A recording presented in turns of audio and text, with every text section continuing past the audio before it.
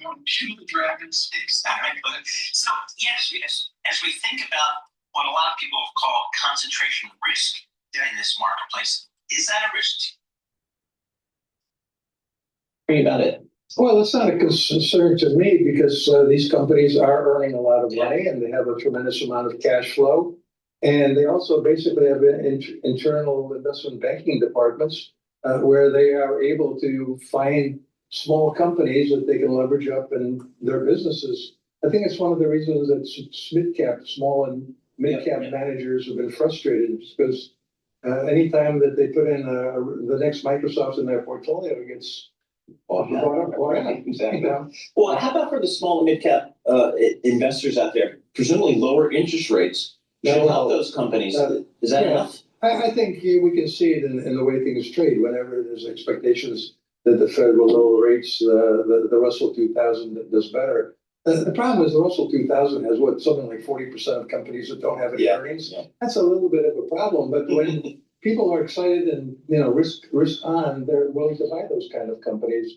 But my preference is I call them the impressive 493. Yeah. Everybody's focusing on the Magnificent Seven. There's 493 companies in the S&P 500 that are benefiting from what the Magnificent Seven are creating. These companies, the Magnificent Seven, aren't going to continue to do well unless the products really do improve productivity for the 493. I think that's happening, and I do expect that the market will broaden out.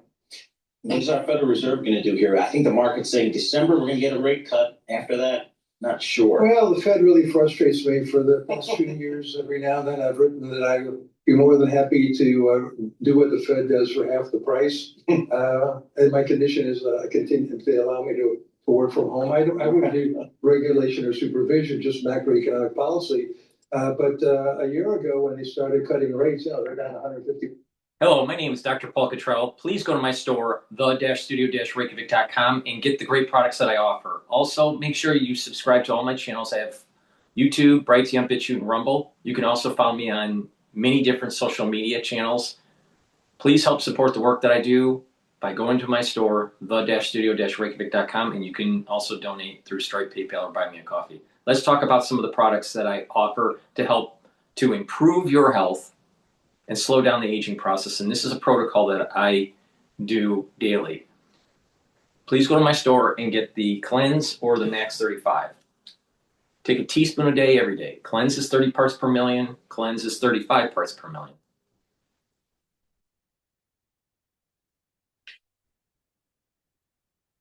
Now, when you take the teaspoon a day, you're swishing in your mouth and gargling. And you're gargling for about 20 to 30 seconds, and you swallow. What this will do is improve the health of your oral cavity and your oral pharynx, help with your mucosal barrier, improve that mucosal barrier, and help the health of your epithelial cells. When you do this, it's boosting up your immune system. Do this every day, especially during the winter season. If you're not feeling well or someone around you is not feeling well, take a tablespoon or two a day, and then go back to your maintenance dose once everything's all clear. But do this every day. A teaspoon of Cleanse or a teaspoon of Max 35 every day, right? I've been doing this for over 5 years as part of my anti-aging protocol and boosting up the immune system. Some great products that I have that are perfect for gifts for individuals during the holiday season are the structural nano silver soaps. Now these soaps are very high quality, help with the health of your skin. You can get it in lavender, peppermint, also in charcoal tea tree and lemongrass. All right. So please go to my store, get the structural nano silver soaps, get a few bars for your household. Use discount 5, you get $5 off any order. It's all caps. Discount 5. And if you spend $100 or more, you get a free gift until supplies last. All right, with that said, let's start listening into the market news here. It's going to be somewhat of a slow trading day, but let's listen into Bloomberg. You're just a middle child. Yep. They're expensive. They are Yeah. expensive. It's outrageous. If you get a dog, make sure you get health insurance. Sure. Yeah, well, with cattle feed, it's hopeless. Ed Yardeni, thank you for joining us worldwide today. Just a real treat after Thanksgiving. Again, worldwide on Bloomberg Television, on Bloomberg Radio. This is Bloomberg Surveillance. Good morning. Some people travel to see the world. I travel to question the forces that shape entire nations. Wow, is it possible? My name is Professor Hannah Fry. I want to meet the people with unexpected stories to tell and dig up the peculiar and wonderful treasures that reveal what a country is made of. Let's pivot over to some of the breaking news. I want to talk about Trump and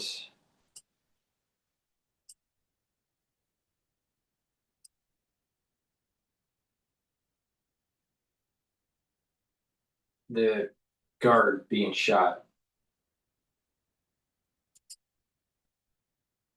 His tax, clean my retainers. If you wear a retainer every night like I do, you know how hard it is to keep it truly fresh and clean.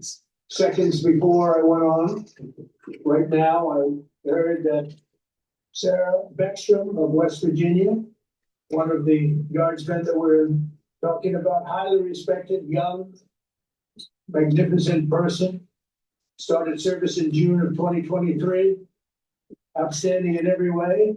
She's just passed away. She's no longer with us. She's looking down at us right now. Her young man is fighting for his life. He's in very bad shape. He's fighting for his life. Breaking news this morning, President Trump confirming the death of 20-year-old West Virginia National Guard member Sarah Beckstrom last night while addressing service members. She and 24-year-old Guardsman Andrew Wolf were ambushed and shot just blocks from the White House on Wednesday. The alleged shooter, Afghan national Ramanullah Lakhanwal, came to the United States after Biden's disastrous Afghanistan withdrawal and did work with the CIA, according to Director John Ratcliffe. The two National Guards members were both sworn in less than 24 hours before the attack. President Trump now announcing his administration will permanently pause migration from all third world countries and remove anyone who is, quote, not a net asset to the United States or is incapable of loving our country. Joining me now, New York Congressman Nick Langworthy. Congressman, great to have you this morning. Thank you so much for being here. Want to get to your reaction on this news out of Washington and the steps that President Trump is taking to make our country safer. Well, Jackie, my heart breaks for Sarah's family. We're praying for Andrew that he pulls through and makes a full recovery. I mean, this is a epic tragedy. An attack on one member of our service is an attack on our whole nation. And we need to have these soldiers and their memories in our thoughts, in our prayers, especially at this moment. But this is just emblematic of the immigration policies of Joe Biden, which were an epic disaster. There was a lack of vetting, the botched Afghanistan withdrawal, and as the Biden administration tried to paper their way out of that, they botched the asylum and reentry of Afghans coming into this country. I mean, 76,000 people were brought here. Now we know that this murderer was tied to military organizations and did work with the CIA there, but there was no vetting. I mean, this isn't something where you could have just fingerprinted people and taken their headshot. You needed to do real investigations before you brought these people stateside. Mm-hmm. And these families have paid a price. Our nation has paid a price and continues to pay the price for these disastrous Biden policies, and I have full faith that President Trump and his administration will do their full due diligence to get all of the facts, have the complete investigation. I somehow doubt that this man acted alone, but I will await the results of the investigation, and I know Congress will be very active with this going forward. But the president has taken immediate steps. And it's very necessary to freeze all incoming immigration, based on these policies. And what has happened since January 20th is reset the paradigm for the United States of America, that we're not going to be a revolving door and allowing anyone in here not knowing what their intentions are. And clearly this man had murder in his heart. Yeah. I want to switch gears for a moment, Congressman, and talk about President Trump and the Affordable Care Act subsidies. He's now saying that extending them may be necessary as the enrollment deadline looms for millions of Americans that will see their premiums skyrocket. Watch this. Frequently extend those subsidies, I'd rather not. Somebody said, I want to extend it for 2 years. I don't want to extend it for 2 years. I'd rather not extend them at all. And maybe some kind of an extension may be necessary to get something else done. Because the Unaffordable Care Act has been a disaster. It's a disaster. So he doesn't really support extending them for the sake of extending them, but he realizes that it might be part of a larger view of trying to accomplish things in Washington. Congressman, can you see this extension happening? No, I agree with President Trump, and I salute him for his realistic leadership here. I mean, I think we come out of this shutdown knowing that the politics is not 50% plus one anymore. It's 60 votes. If we're going to keep the government open, if we are going to have a real conversation on reforming Obamacare, which is wildly broken and has failed at every promise that Barack Obama and leaders then in Congress, when it was passed, that was before my time, that they made. They said that you'd be able to keep the care that you had, that premiums would go down. They have exploded, and we have given record profits to insurance companies. I don't really want to see these subsidies go forward because I think it's just shoveling more money at a broken problem.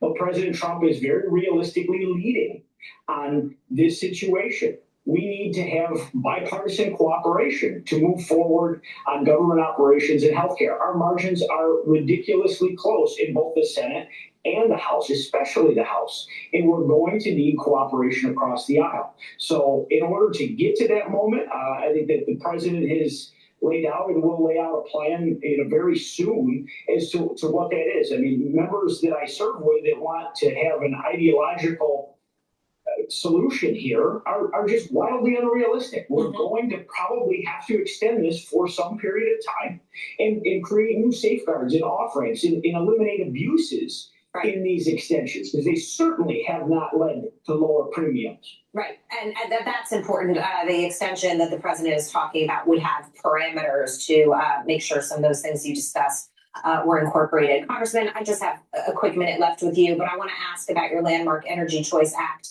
It's officially passed out of the House Energy Subcommittee. It's a major victory for New Yorkers and a critical step towards blocking Governor Kathy Hochul's statewide natural gas ban for homes and businesses. The bill prohibits state and local governments from banning certain sources of energy while safeguarding Americans' freedom to choose the most affordable and reliable energy sources. Congressman, the bill is now heading to the full committee for consideration. Are you confident that it will pass? We have incredible support. We just reached our 135th co-sponsor of this bill. I mean, to have virtually a third of Congress in the House supporting this bill. We have a companion bill in the U.S. Senate. This is a very necessary piece of legislation. Energy is interstate commerce.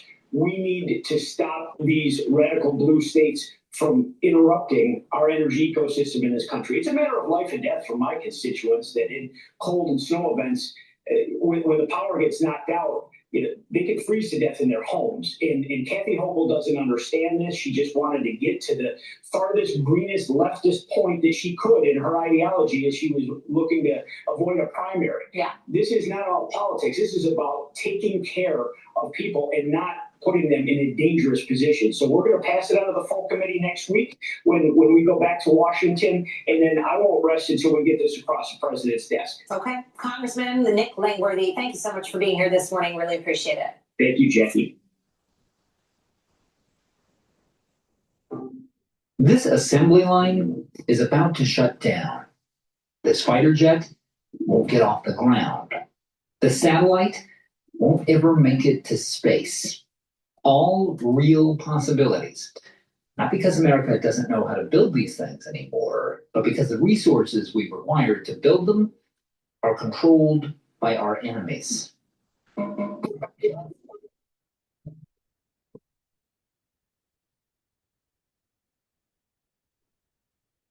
which countries are going to dominate the 21st century, chances are whoever controls the most of these big dumb rocks. We're going to start with the shooting of 2 National Guardsmen just blocks from the White House in what officials are now calling a brazen targeted attack. Seconds before I went on, right?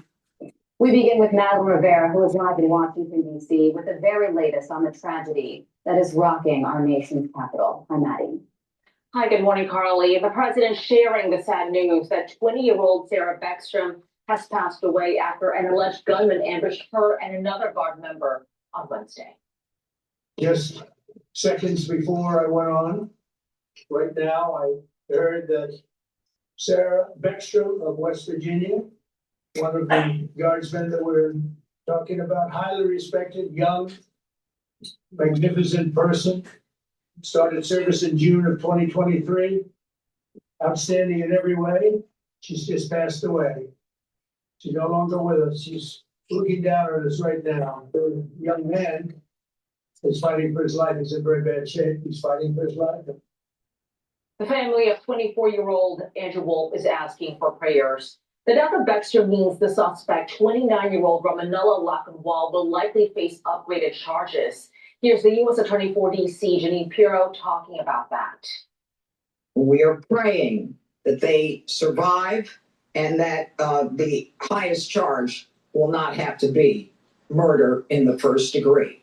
But make no mistake, if they do not, that will certainly be the charge. Lockenwall came into the U.S. in 2021. He was granted asylum this spring. The administration is calling into question the vetting process for Afghan refugees, but Lockenwall worked with the CIA in Kandahar, Afghanistan, serving in an elite counterterrorism unit operated by the agency. As a member of the Zero unit, he would have gone through a vigorous screening process. Afghan evac says that includes biometric screening, biographic checks, and in-person interviews. So the president is doubling down, saying, I will permanently pause migration from all third world countries to allow the U.S. system to fully recover, terminate all of the millions of Biden illegal admissions, including those signed by sleeping Joe Biden's auto pen, and remove anyone who is not a net asset to the United States. The president says he will be ending federal benefits for non-citizens, denaturalizing migrants who he says undermine domestic tranquility, and deport any foreign national who poses a security risk. Okay, Madeline Rivera, live for us in Washington. Maddie, thank you. Let's bring in former Assistant FBI Director Chris Swecker. Chris, thank you so much for joining us as we talk about this tragic turn of events. And obviously, there are a lot of questions when it comes to this suspect, who, as Maddie was just laying out, worked for this CIA-backed military unit during the war in Afghanistan, and was living in Washington State with his wife and 5 children. So he had a family unit. He was not a loner. A lot of questions over why and how this could have happened. When you look at his background, what do you think? Well, let's start with the premise that Afghanistan in the post-Biden withdrawal era is a terrorist haven. I mean, Al-Qaeda is still there. ISIS is still there. There's actually battling it out in and around the area where this shooter came from. So we know that this is a problem area, and this is an area where if you're going to bring people in, and apparently over 70,000 Afghan refugees were resettled very quickly, you darn well better vet these people in a way that gives you confidence that they're not still affiliated with some type of terrorist organization or in touch with them. So I get the sense that once they got here, there wasn't a whole lot of other vetting or monitoring that took place after they got here. And here's a guy that was settled in Washington State with his 5 kids, was given the asylum and shelter of this country and all the rights and all the privileges. And then look what he does, a heartbreaking loss of this young National Guardsman who is such a patriot from the state of West Virginia, volunteered to work in the district. So this is going to cause a real hard look at this asylum program and others, I understand, and that's one positive thing. Well, on that note, a lot has transpired overnight when it comes to vetting and immigration. The president had previously said that there would be a review of all asylum cases and green cards issued under President Biden. And now it's been announced that there's going to be a permanent pause on immigration from what the administration is describing third world countries. I mean, this announcement is obviously going to be met with some criticism from certain members of Congress. And elected leaders. But what do you think is a pause in immigration what is needed to make sure that something like this doesn't happen again? I don't think it's a. Carl Jung, the great psychoanalyst, he said modern people don't see God because they don't look low enough. That's what we're thinking about for the rest of your life. I don't think it's a bad thing at all. I mean, when Trump did this in his first administration, he met with a lot of criticism. That doesn't stop him. I think it's needed. I mean, during the Biden administration, 17, 18 million people came to this country. Most of them illegally, without vetting. We got all the gotaways. So it's impossible that terrorists and terrorist organizations have not infiltrated into the United States. So yeah, I think it's a good time to pause and get caught up on these people. You know, so many of them, I'm not saying all of them, but many of them are criminals or would-be terrorists coming from countries that you can't vet. They don't keep criminal records there. You can't talk to anybody about them. They're just they're ghosts as they come in. And there's an underground society out there in many of our cities like Dearborn and Minneapolis and other places where we just don't know who's in this country. Yeah, and you know, when you look back at the withdrawal from Afghanistan and think about those plane loads filled with people, it was a situation where you could simultaneously feel very bad for the people on board those planes and also deeply worried about the fact that all of those people are coming from an adversarial nation that we were just at war with and we're ultimately going to end up in this country. But when you look at this particular suspect, he seemed on paper to be like somebody that any administration would want to grant asylum to because of that severe vetting process that he went through while he was working for this CIA-backed military unit during the war. So could this have been prevented? I mean, anything that's predictable is preventable. You know, and in this case, I think it is predictable that someone that came from a terrorist hotbed country, you know, no matter, and I'm a little skeptical of the level of vetting itself because, you know, where are the records? I mean, in Afghanistan, there's nothing to look at. And, you know, he did serve with a unit backed by the CIA, but I'm just very skeptical of the level of vetting and in particular, the follow-up that took place after they got here. You know, who are they in touch with? They should be like a parolee. They got to check in about once a month and get updated on what's going on with them. Now, I'm not, you know, maybe that this person escaped any type of ground radar, if you will. But I think we're going to find, like every other mass shooter in this country that's conducted an act like this, that they were flashing red and nobody said anything about it. That's a great point, Chris. And, you know, we don't know what exactly went wrong, but something certainly did. And when you think about these two victims, Sarah Beckstrom, she was just 20 years old, which means that she was just 15 or 16 years old during the withdrawal from Afghanistan. I mean, she was a kid. She was just a teenager when that took place. And when you think about Andrew Wolf, he played varsity baseball in high school, and his friends are describing him as genuinely one of the nicest people you could ever meet. Just really quickly, as we wrap things up here, your reflections on these two individuals and the type of person it takes to go into the National Guard and serve our nation in this way. Yeah, I served alongside them in Iraq in 2003. The young lady was from an MP unit. She was trained as an MP. And the other young man, I mean, he's 4 years older than my grandson. I can't imagine the heartbreak of this loss. And you know, it takes a special kind of patriot from places like West Virginia, the heartland of America, that volunteer for military service these days. They want to go help others. They want to do something meaningful and serve their country. God bless them. I think there's a special place, you know, up there in heaven for her.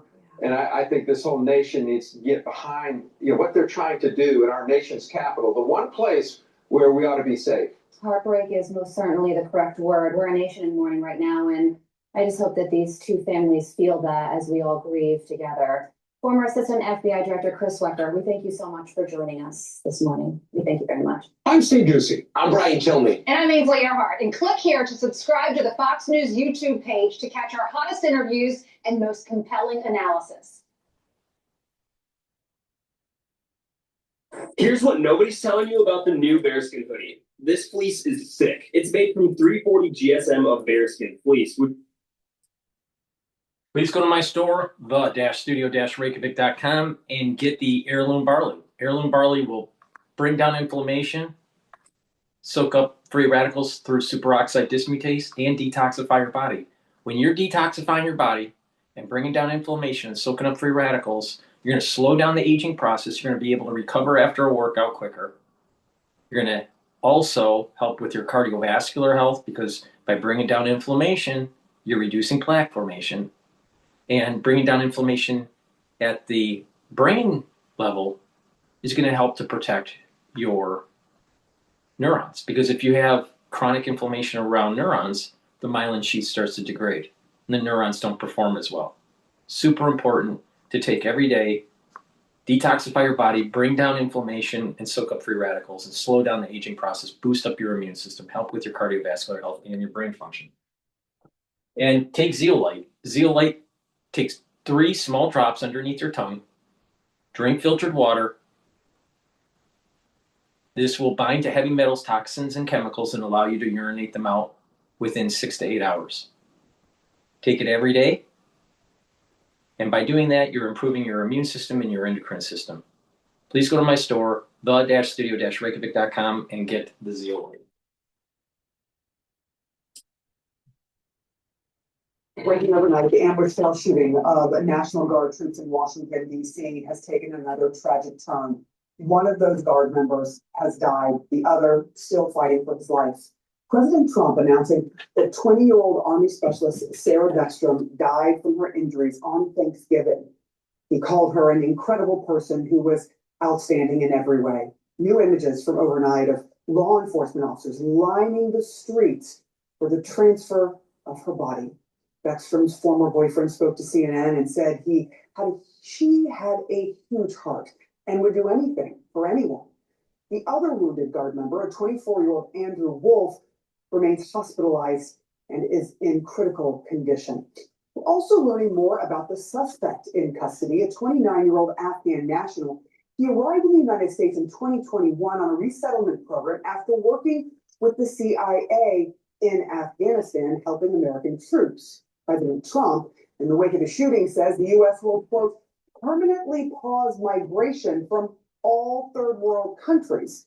He also says the U.S. will re-examine all green cards issued to people from what the administration calls 19 countries of concern. CNN's Betsy Klein joining us now live from Washington this morning. What is the latest on this investigation?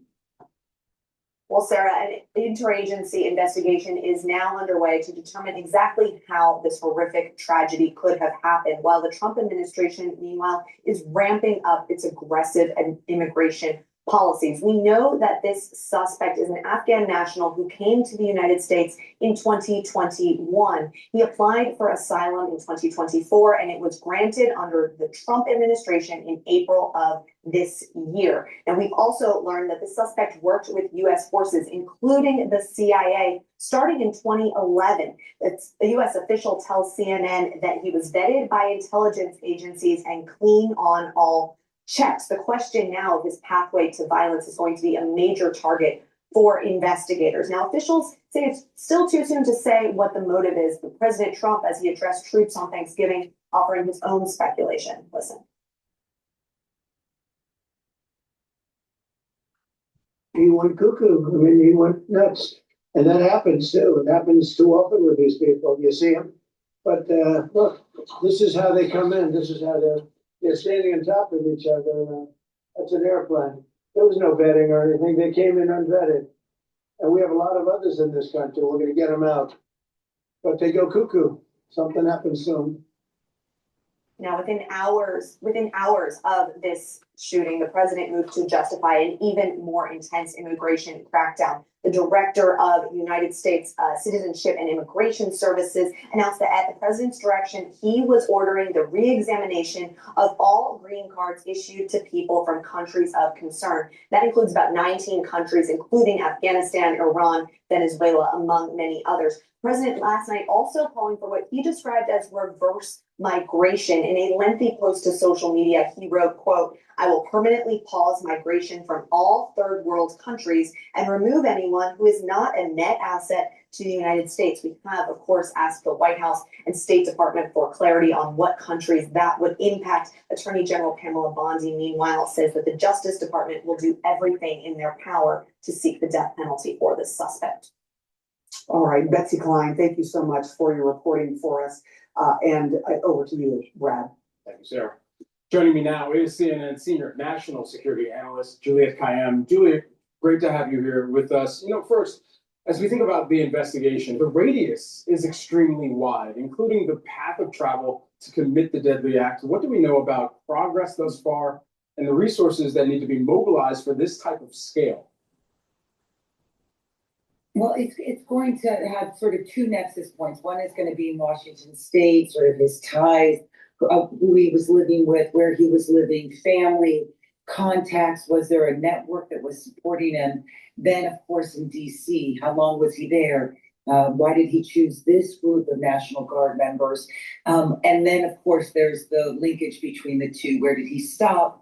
Who may he have been in contact with? Was he calling anyone abroad? So it's going to be extensive in that sense. What's the good news in this tragedy is it's a knowable suspect who's had ties to the United States essentially for most of his life, between his work with the CIA or with the United States in Afghanistan, through at least 3 vetting processes to get his amnesty status, asylum status, and then, of course, whatever ties he had with family and friends where he was living.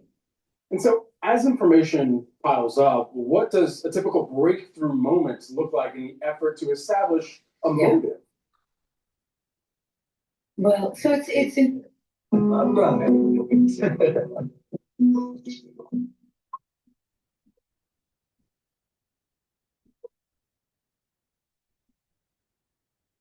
Well, so it's interesting. I've been thinking about this a lot because he's a suspect who we don't normally have suspects who have such ties with the United States. I mean, in other words, when we have a terror or violent incident like this, it's someone either here who has no contact with the U.S. or with U.S. authorities, or someone who comes in from abroad. This is someone who was vetted at least by the CIA or the National Counterterrorism Center, was vetted when he came over, when Kabul fell in Afghanistan. And then once again, when he's granted amnesty, look, there's a lot of politics behind this. I think we just need to step outside of that and say either the vetting process was bad, missed something key, or the radicalization process was fast, that between the time he received amnesty a couple months ago and now, something happened. So investigators are going to look at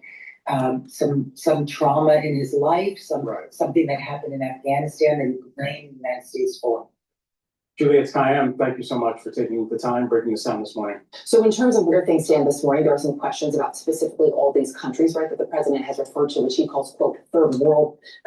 Before we continue with CNN, please go to my store, the-studio-reykjavik.com, and get this foundation of the protocol to slow down the aging process.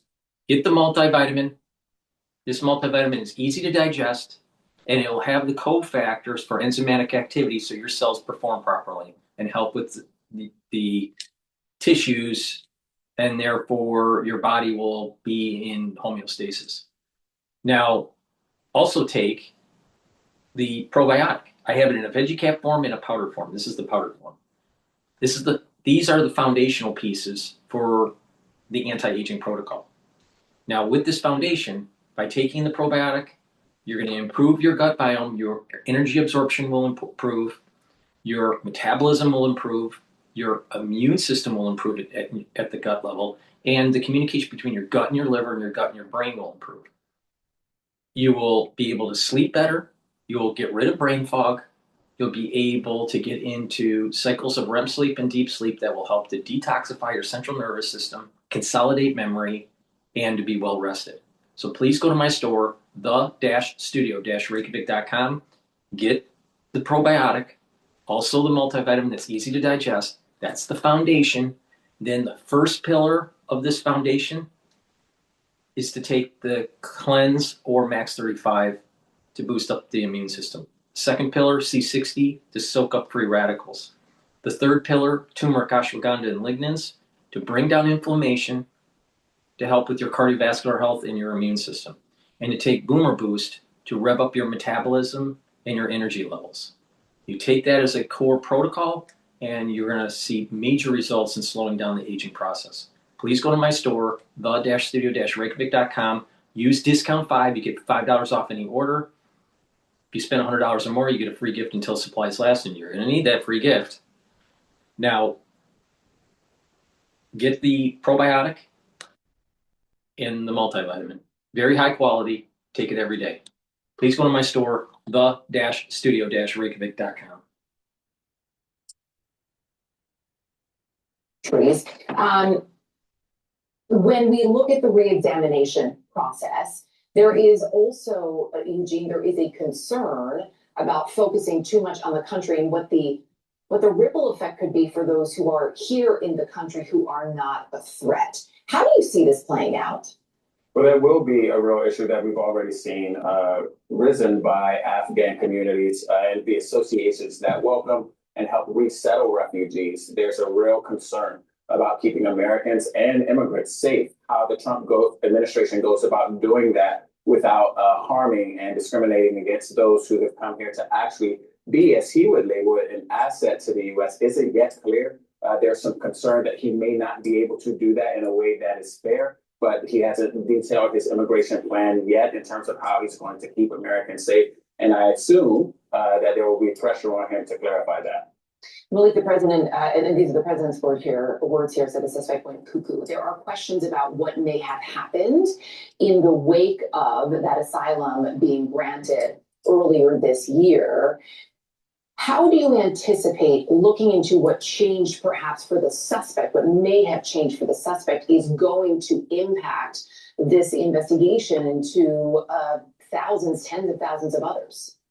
Well, it seems to be very clear that there was obviously a relationship that the United States had with this particular guy. And the only thing that we could think of really at this point is to say that at some point he became radicalized. So why did he become radicalized? We really don't know the answer to that question. But the fact that he particularly targeted National Guard troops here in Washington, D.C., and I believe, I may be getting it wrong here, but I don't think that he's a resident of even the DMV area. So what was it about the National Guard? The only thing that I could see is that because of the conversation that many people have been having about the National Guard here, not just in Washington, D.C., but elsewhere around the country. I think that's the only thing that I can think of that factored into why he would come to Washington, D.C. and shoot two National Guard troops. It's the conversation that we've been having about National Guard in the areas, much like here in Washington. Right. And again, we don't know yet. Of course, it's important to stress we do not know what the motive is behind this.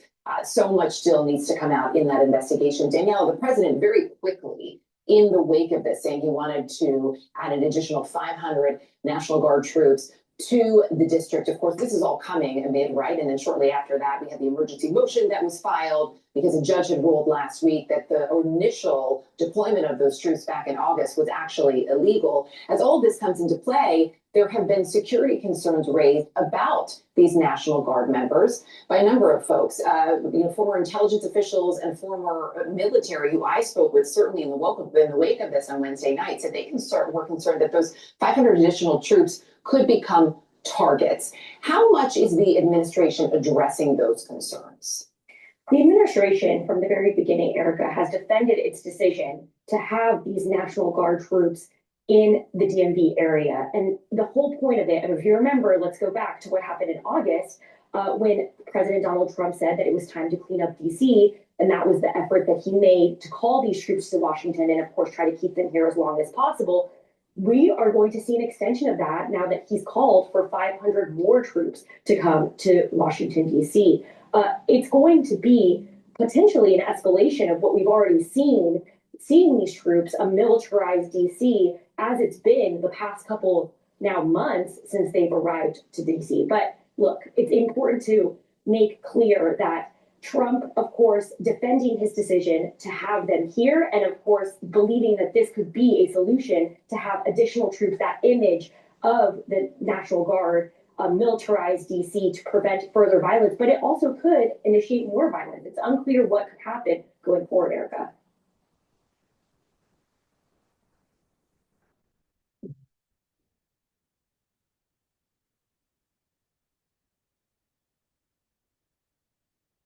Build a website you love with Wix.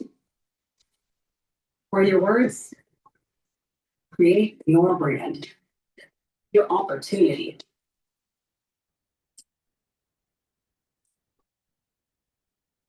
Oh, the managers. Our next guest will give us his insights on holiday retail and the state of the consumer. Joining us now, Nate Forbes, managing partner of the Forbes company, who owns, develops, and manages high-end shopping centers in Florida and Michigan. So the story that we get, Nate, is that you're okay. You're on the upper part of the K-shaped economy. Give us an idea of what you're seeing in your malls when it comes to the higher income consumer. Yeah, you know what, Steve, the higher end's really held firm. And I think the scarcity of product on the higher end is what's driving our retail sales. And those with the highest levels of income are continuing to shop. They're showing stability in the marketplace. They're showing a drive and a need to consume and invest in material pieces that will stay in their closet and really stand the test of time. So it's been very resilient. I want to stop you, Nate, because this whole idea of not having enough product, what's going on with that? When in America did we never have enough product? You know what? I think it's a balance between the retail brands and the stores. And I think some of it is done to increase prices. So you see a little bit of an upswing in driving an increase of prices, which a lot of that has been borne by the consumer. But it's not hurting brands like Chanel and Hermes that are not so widely distributed, Steve. And they really try to limit their distribution and they try to create that scarcity. And that's what allows them to drive prices, and the consumers that follow those goods and collect those goods have to have them at any cost. What can you tell us, Nate? Because we had a nice conversation in the last hour that luxury is not driven strictly by wealthy people, but also by aspirational people who want to trade up and want something nicer for themselves. What's happening with that cohort of shopper right now? You know, I've said for years, the Gap shopper of today is the Gucci shopper of tomorrow. And I think that aspirational shopper really drives and really works hard and wants to spend a lot of their disposable income on having high-end product, whether that's product with labels or that's product that goes down the runway or tunnel walks. And they're really driven by the aspirational consumer that believes that if you follow the social media post and follow what's hot and what's new, that you're going to be with the latest trends. And that's what they're displaying today on their backs. Nate, at the end of the day, you can talk retail all you want, but if you own a mall, you're a real estate guy. And if you're a real estate guy, you're a rates guy. So tell me about the outlook when it comes to debt and rates and how much all of that matters for you in terms of financings and refinancings. No, I think it matters a lot, Steve. I mean, we watch the debt markets every day. And I think right now where we are with the short curve and the long curve, the 10-year curve, I think we'll be within a band of 50 to 75 basis points of that for the next couple of years. I think you might see a couple ticks down in 2026. And I think all of those that have retail or residential or commercial coming due, we plan ahead, we look at our long-term debt expirations, and we try to finance within a band that will allow us to continue to reinvest in our assets, invest in our consumers, invest in our projects and properties to make sure we're at the highest end and the highest level of retail shopping centers across the country. Nate, it's Robert Frank here. The word of the year in luxury seems to be experiences, with all this money shifted from things and status goods to experiences. I know you try to create experiences at all of your malls, but what I'm seeing when I talk to LVMH, Kering, Richemont, all the big luxury companies is they want fewer stores, but they want big flagship stores that have cafes, they have special pieces, they have VIP rooms. They build these sort of fewer stores into luxury experiences. Ultimately, do you see that sort of smaller footprint by these luxury companies hurting malls like yours? Well, I would tell you this. First of all, I think when luxury was coming out of COVID, luxury expanded beyond their boundaries. And now they're starting to peel that back. So they're looking, number one, at all the gateway cities where they can have freestanding flagship stores in downtown areas. Number two, they'll go to the best regional shopping centers outside of those areas as their next strategy for growth. So if you're in the top 50 shopping centers in America, brick and mortar shopping centers, not downtown areas, top 35 to 50, you're in a good spot because those luxury consumers are depending less and less on department stores and more on creating their own experience in a way to touch the consumer, develop those relationships, and develop loyalty with their consumer base.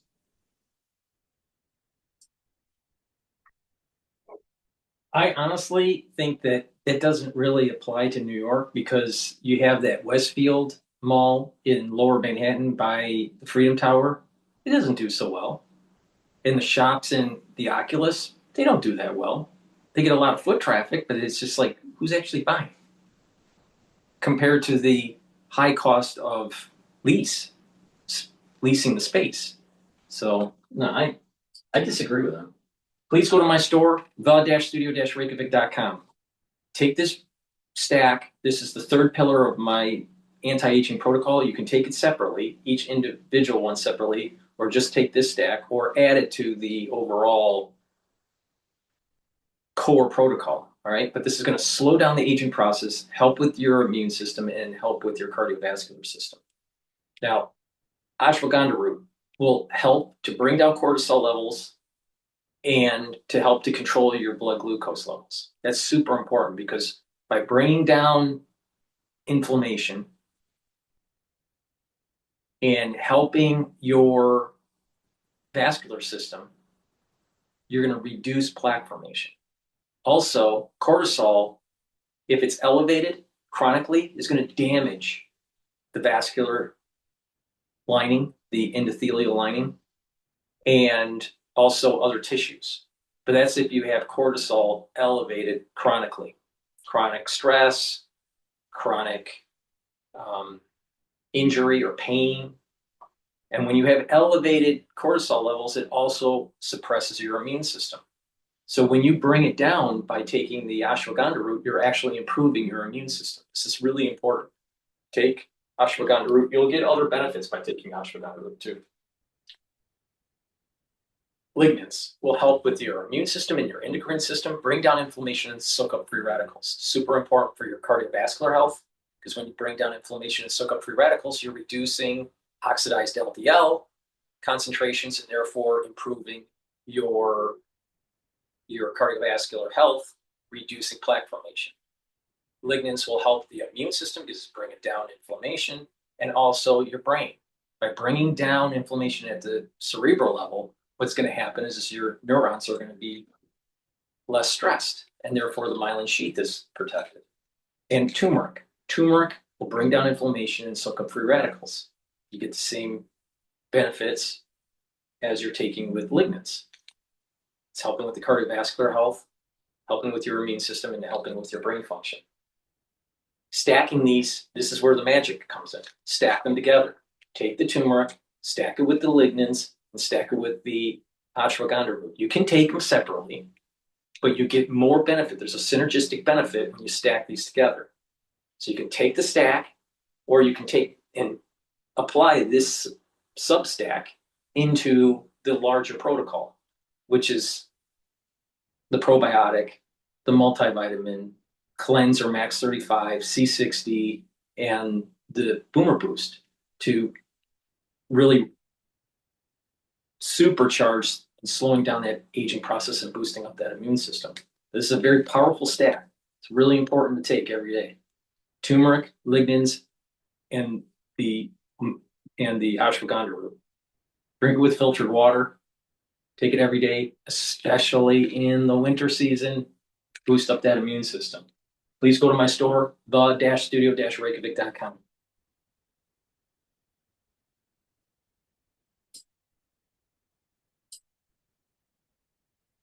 Growing between China and Taiwan, and now Japan has been added to the mix. The Wall Street Journal reporting President Trump allegedly told Tokyo to lower the volume on Taiwan after his call with Xi Jinping. But a spokesperson for Japanese Prime Minister says that this is not accurate and that the remark was not made. China now issuing an advisory to any citizen traveling in Japan, which is already sparking hundreds of booking cancellations. This part of its economic pressure over the prime minister's comments that Japan's military could get involved if Beijing invades Taiwan and threatens Japan. Taiwan's president introducing a supplementary defense budget increase of $40 billion, reportedly saying China has intensified its infiltration and influence campaign with plans to seize the island by force by 2027. Joining me now, legal and political strategist Katie Zachariah. Katie, good morning to you. Your reaction to tensions heating up overseas over the Taiwan issue. Yeah, well, I love President Trump's, he's been dubbed the deal maker in chief, and I think this dispute really shows him as the mediator in chief. This is a tale as old as time between China and Japan, and Sanai Takahachi's comments were actually a slight departure from being much more explicit than is typical with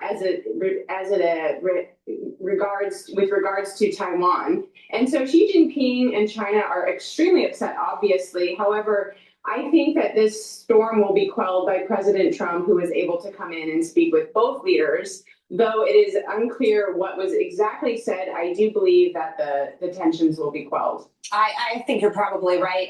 As deal maker in chief, the president certainly wants to handle China accordingly, whether it's trade matters or this specific issue. And I think Xi Jinping looks at him a little differently than he did Joe Biden. But let's get to this, because Chinese regulators are reportedly blocking TikTok's parent company, ByteDance, from using and deploying NVIDIA chips in new data centers. Reuters writes this, quote, ByteDance bought more NVIDIA chips than any other Chinese firm in 2025 as it raced to secure computing power for its billion-plus users amid concerns that Washington could curb supply. The reported ban underscores Beijing's efforts to reduce reliance on U.S. technology. President Trump weighing whether or not to allow NVIDIA to sell its newest H200 AI chip to Chinese firms, which would reverse a policy from August tightening restrictions on chip sales to Beijing. Maria spoke to Commerce Secretary Howard Lutnick about this. Watch.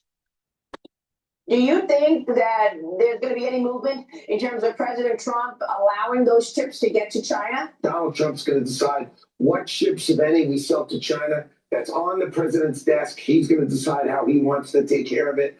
And that's the benefit of having Donald Trump be the president of the United States, is he's making that decision with advice from everybody. We produce the best chips in the world. It's our ingenuity. It's our way of entrepreneurship, right? The best chips in the world, NVIDIA chips. We have got the ball. We are making the investment. You see it, 500 billion, 500 billion, 500 billion, 500 billion. We're going to invest for power. We're building those data centers that compute in America.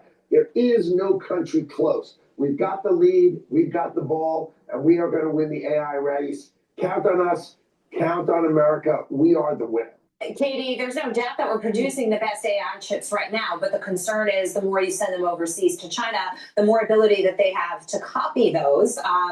Your thoughts on what we should be sending and what we shouldn't?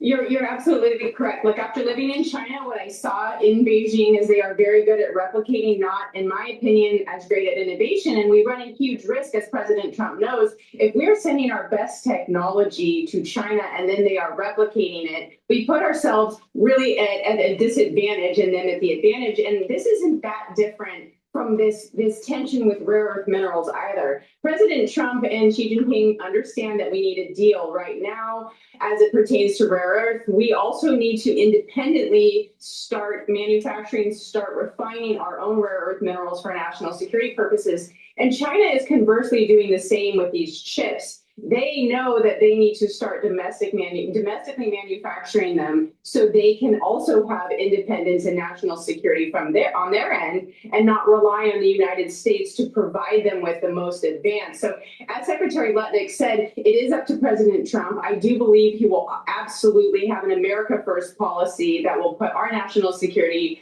at the top priority, and then China will obviously start their own domestic and has started, but really their race to make the semiconductors and these chips the best that they can, but I do not think and I do not believe they will be able to compete with the top that NVIDIA has done. Okay, Katie, the U.S. granting a one-year extension on some tariff exclusions for Beijing industrial and medical imports under Section 301. Reuters reporting China also buying 10 cargoes of U.S. soybeans this week, worth roughly $300 million, just one day after the phone call between President Trump and China's Xi. Maria spoke with Agriculture Secretary Brooke Rollins on the trade deal this week and how it's impacting farmers. Watch this. The farm economy has been struggling for a really long time, but this president is so great. He won't let our farmers be used as leverage in these trade wars. And he said, no, China, you made a commitment under China Phase 1 in 2019. We've got to fill that commitment. We're not going to use our soybean farmers as leverage. And yes, just last night, we had another $300 million purchased from China. China has historically bought 65 to 70% of American soybeans. They are the best beans in the world. But when our farmers in America are so reliant on one purchaser, that is not healthy for anyone. So listen, we're getting the soybeans out right now. These farmers, have the highest soybean prices they've had in more than a year and a half.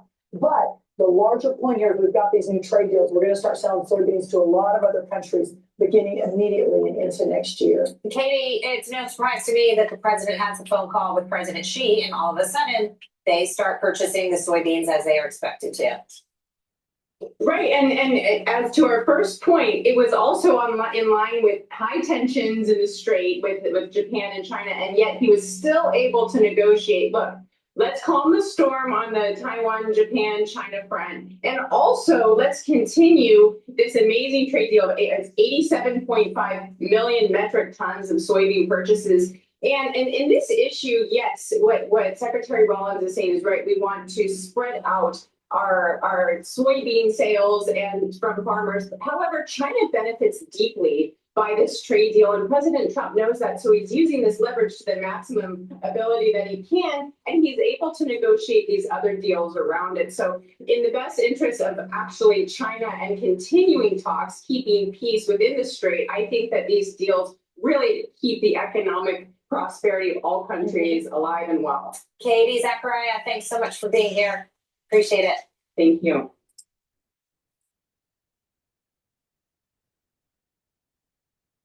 And it's because I think that fundamentally America has a lot of good things going for it, especially in its founding principles. But one of the most interesting things about American history is that the quintessential American holiday, Thanksgiving, is actually a celebration of early Americans' triumphs over socialism. Let me quickly recap the origins of Thanksgiving from an article Jerry Bauer wrote over a decade ago because it sums it up perfectly. It's wrong to say that America was founded by capitalists.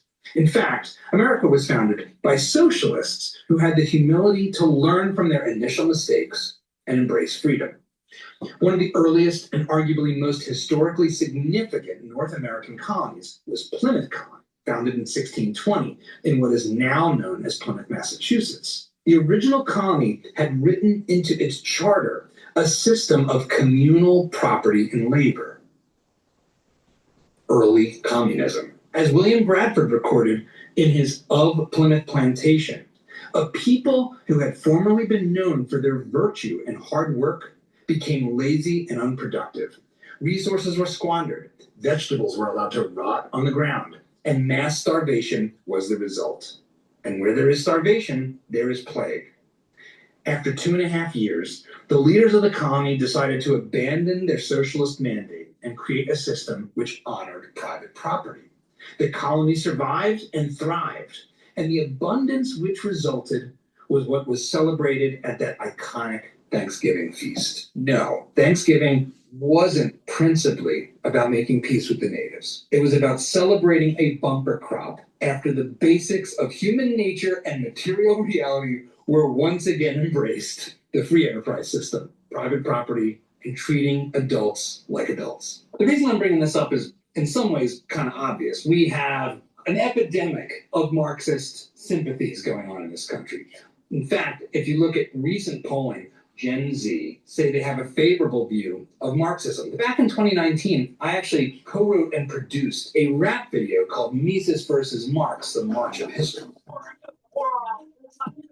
It's time for the ruling classes to tremble on the people's hero. The MVP, MK, artists. Yeah, you know me. During that time, I actually spent a lot of time.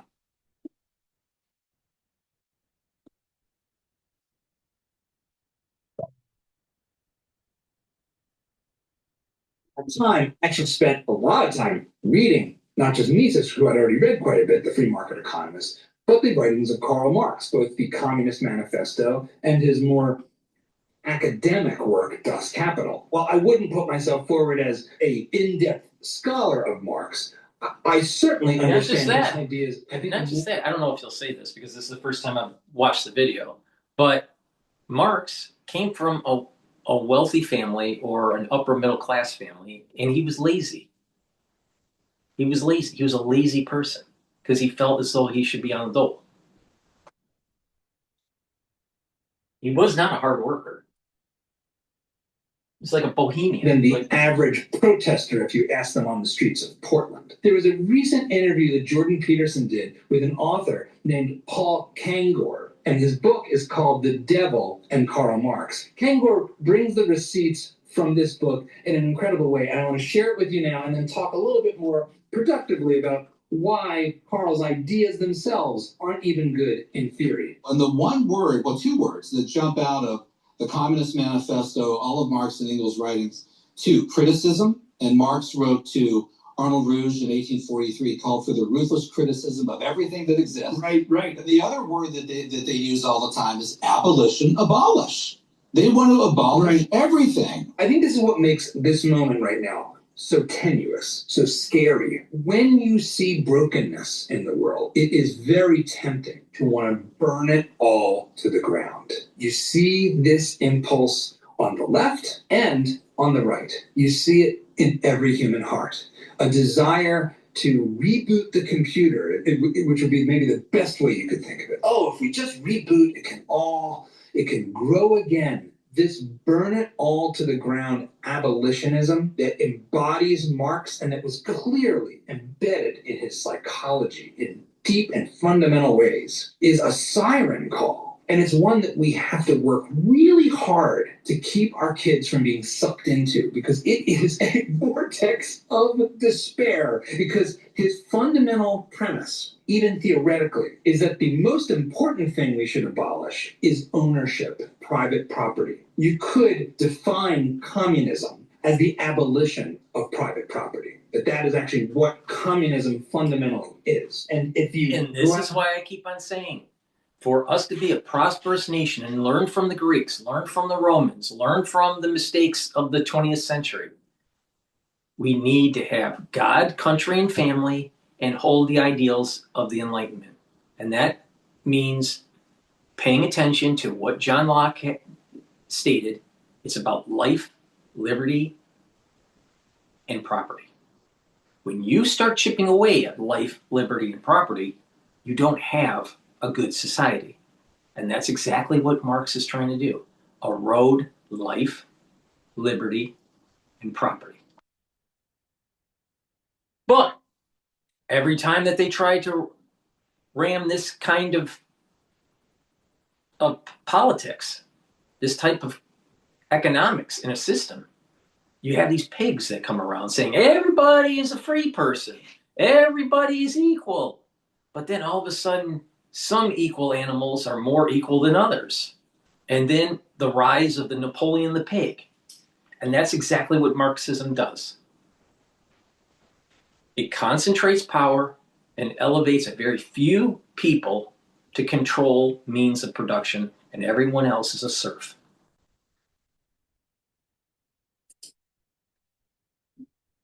The streets and talk to people who are calling themselves Marxists will arrive at the abolition of private property. Whether you call it the abolition of private property or you call it, just a statewide housing guarantee, it is preferred. All this is antithetical to the Enlightenment. All of this is saying they are denying the virtues and the truth of John Locke, Mondani, Karl Marx, all the crazy socialists that are in office today in the United States, like AOC and the crazy ultra left wing of the Democratic Party. all the blue-haired bitches that are running around in town. They're all fucking crazy. They all want Marxism. And they all are trying to nullify the Enlightenment.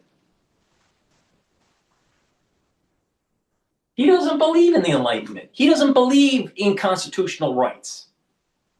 He doesn't believe in this idea of life, liberty, and property. He's dangerous.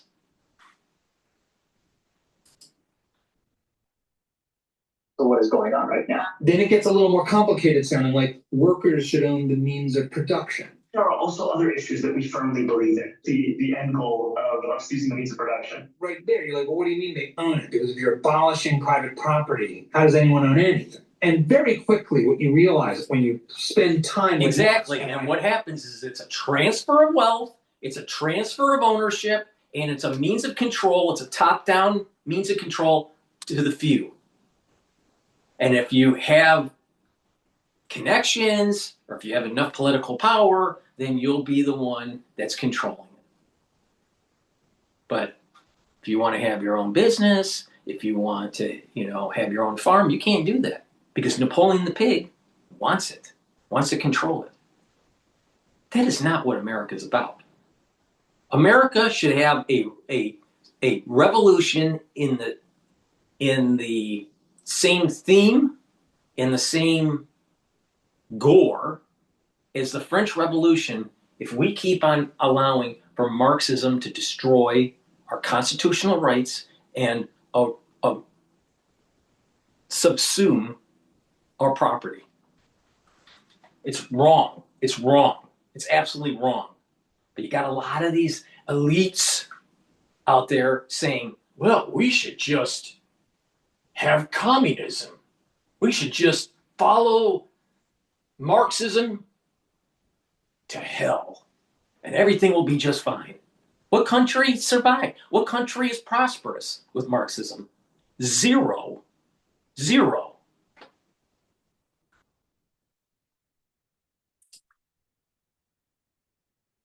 Is that the incoherencies just mount on top of each other. The center of his thinking that survives, even in those who haven't read him directly, is two basic concepts. Private property should be abolished, and thus everything should be owned by everyone, and that the world is best understood as a class struggle between oppressors, victimizers, and the exploited, the oppressed. Now, do you understand what is going on in the last 24 months with really pushing the oppressed and the oppressor?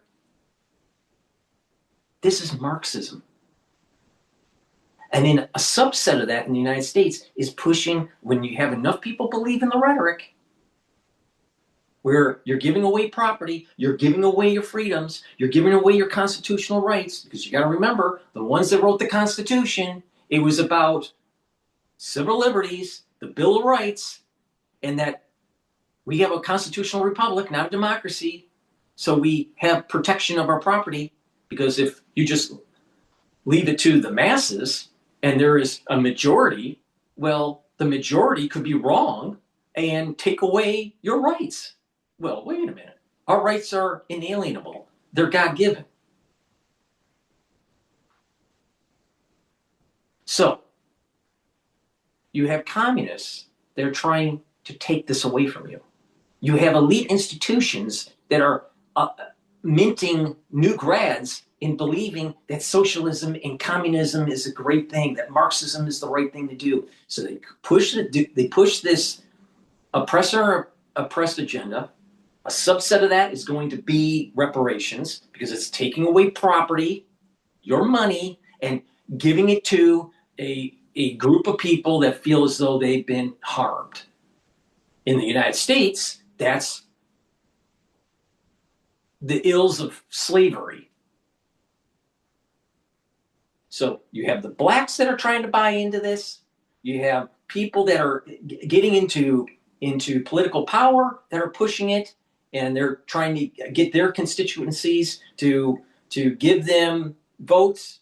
And they're going to say, well, if you help me get into office, their platform will be, oh, we're just going to give freebies. We're going to get reparations for you. We're going to do this. We're going to do that. First, it's unproductive for the society. But secondly, it's against the Constitution. All right. And then, so they have this oppressed and oppressor issue. Then you expand it to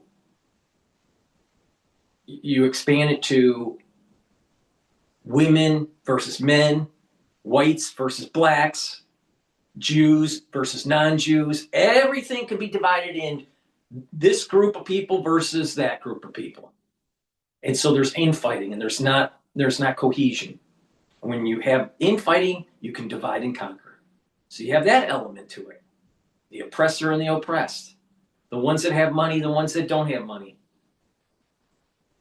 And Plato warned us of this. You allow the masses in a pure sense of democracy, you will lead to tyranny. That's the reason why our founding fathers, which one of my ancestors were, made sure that we had a Bill of Rights that protected our constitutional freedoms. Now the question is, if you look at this from a scholarly point of view, do you deserve it? And the answer is no, you don't deserve it because you're not willing to fight for it.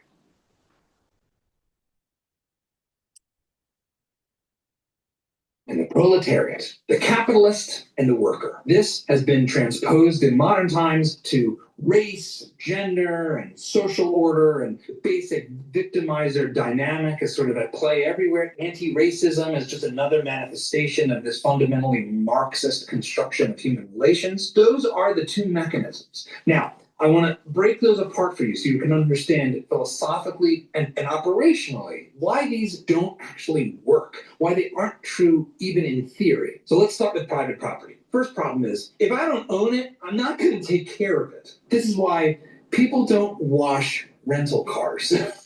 Economists actually have a term for this. It's called the tragedy of the commons. And we've all seen this to be true. You walk down the street and it's a mess. Why is it a mess? Because somebody just threw trash on the ground. Why did they do that instead of putting it in the trash can that's at the end of the street? First of all, it is kind of a moral failing, like you're just being a jerk. But fundamentally, they don't own the street. It's owned by all of us. So it's somebody else's problem to clean the streets. Aren't I paying taxes? This is the tragedy of the commons. When there is a shared resource, people will tend to exploit it in a way that's unsustainable. In the some cultures, because of ethics, they care about their environment, and that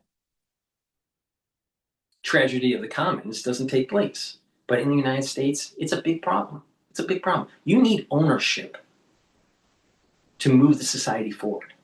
If you don't, you are going to be less productive. So you have these very elite institutions pushing this agenda of oppressor and oppressed. It divides and conquers, and it's pushing towards this Marxist socialistic agenda. And it's antithetical to the Enlightenment. Our age today, philosophical epoch, is an anti-Enlightenment age. Now, that doesn't mean everyone's anti-Enlightenment, but there is a push towards an anti-Enlightenment. And that means erosion of constitutional freedoms, because you have to remember, what is the theoretical framework of our governing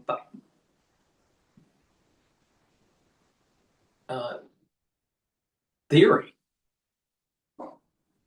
Our constitutional republic is based on the Enlightenment. Well, if you have an epoch of philosophy that is anti-Enlightenment, then you're breaking apart the very foundation of constitutional republics. That is really important to understand here. You have to understand and embrace the virtues of the Enlightenment. You even have in this anti-Enlightenment world people that think the world's flat, or they don't believe in germ theory or whatever. All right? They don't even believe in anything. They just think that we're living in a matrix. Or they think that everything is self-determined, and therefore you don't have to you don't have to try. So there's a nihilism that takes place, or defeatism. The reality of the situation is you have to move forward. Time moves forward. You have to just push, make it happen. Determination, willpower. That's part of the Enlightenment. But if you're an anti-Enlightenment individual, you're going to just end up lazy. You're going to end up not believing anything, not investigating, just assuming that everything is just wrong. And then just your gut feeling. Use your feelings, as some people say, to try to understand the world. No, you need to be empirical. And you have to build on that knowledge over time. But the thing here is that when you have a population that is anti-Enlightenment, you're going to lose your constitutional freedoms, because the very bedrock of our constitutional republic is the Enlightenment. Marx is anti-Enlightenment. When you think of Marx, do you think of something positive and light? Or do you think like dirty and grungy and depressing? I think of the Great Depression when I think of Karl Marx. I don't think of like a utopic world where there's light and prosperity. You see a shining hill. Do you see a city on a shining city on a hill under Marxism, or do you see that with capitalism? Now, that doesn't mean everything is perfect in capitalism. It's not. But it's far better than Marxism.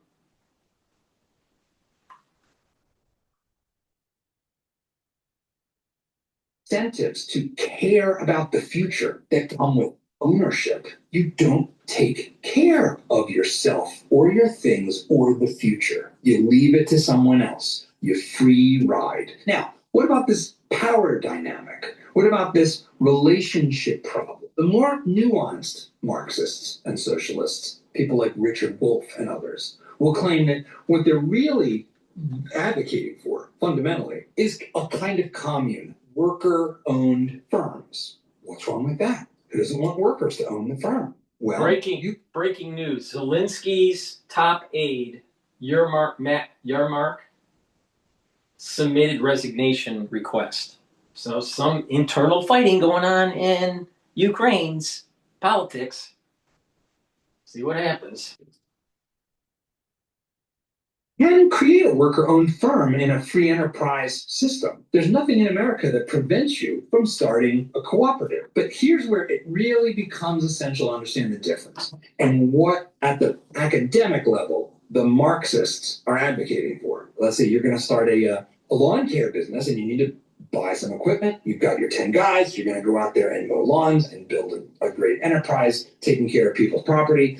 So you go to your grandmother and say, I want you to invest in our firm. We're going to be doing the work. We think it can be worth X. You give us $100,000 out of your retirement account to help us make this happen. Does your grandmother give you the $100,000 if she gets nothing in return? Because that's what communism says should happen. You shouldn't be able to invest in someone else's enterprise and get a return, because that would be exploitation, because the workers are doing the work. I guess capital is just there to be grabbed from and put to use. It's already there. That's the thing that's so weird about communism and Marxism. There is a kind of...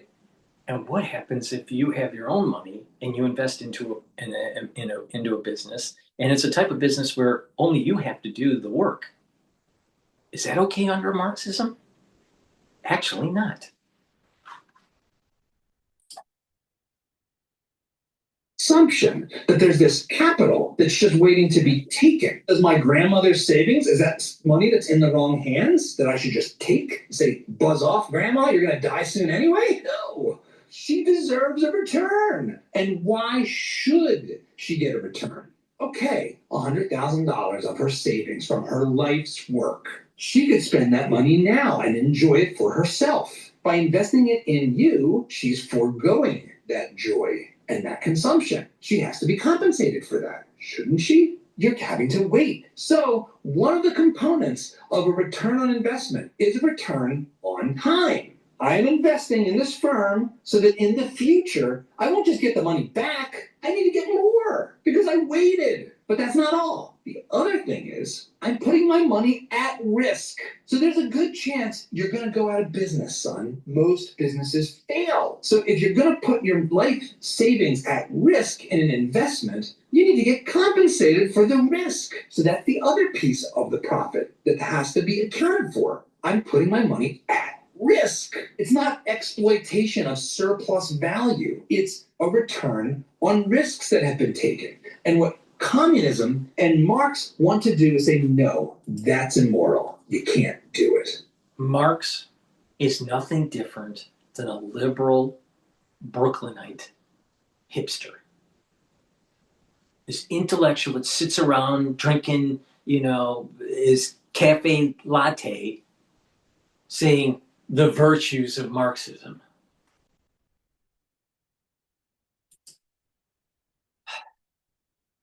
And the relationship between the capitalist and the worker is a lot more complex than delusional old Karl Marx thinks. It isn't just, hey, Engels, cut me another check. Sorry about your dead girlfriend.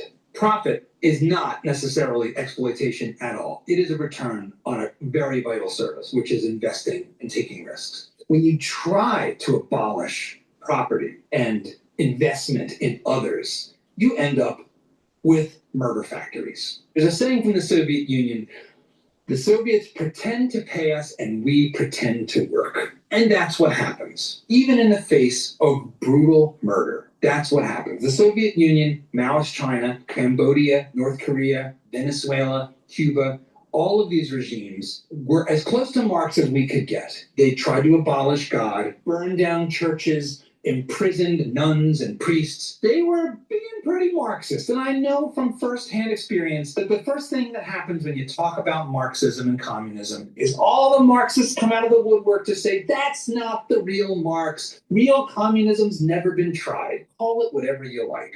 But on the spectrum between some perfect free enterprise society and perfect communist hellhole, we got as close as you want to get in the 20th century to the latter. And the results speak for themselves. So what's the lesson in all this? Well, first of all, I hope I've given you some ways of talking about this ideology with your kids, because they are going to encounter it. Marx is a kind of demonic, mystical religion. And for those enraptured by darkness, it has an appeal. It is... I like the framing of the darkness of that he's stating about Marxism, but to get to the core, Marxists are anti-enlightenment.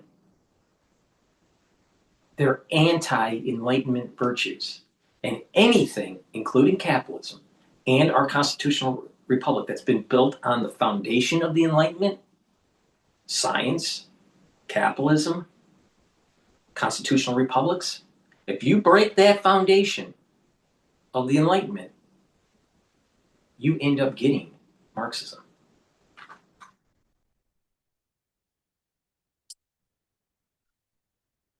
Appeal to the worst angels of our nature. That is who Marx was.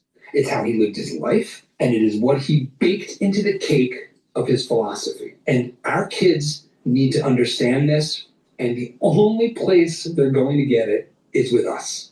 It's up to us. Yep. So I hope this helps you as you help your kids. So if you start seeing younger individuals at work or in a social setting or whatever, and you start hearing this Marxist crap, you tell them about they're antithetical to the Enlightenment, no matter how they want to spin it.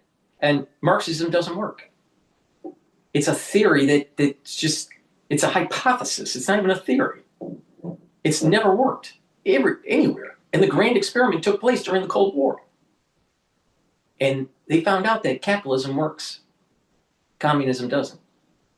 Now, because humans have human nature, there's going to be added corruption that adds into the equation of Marxism.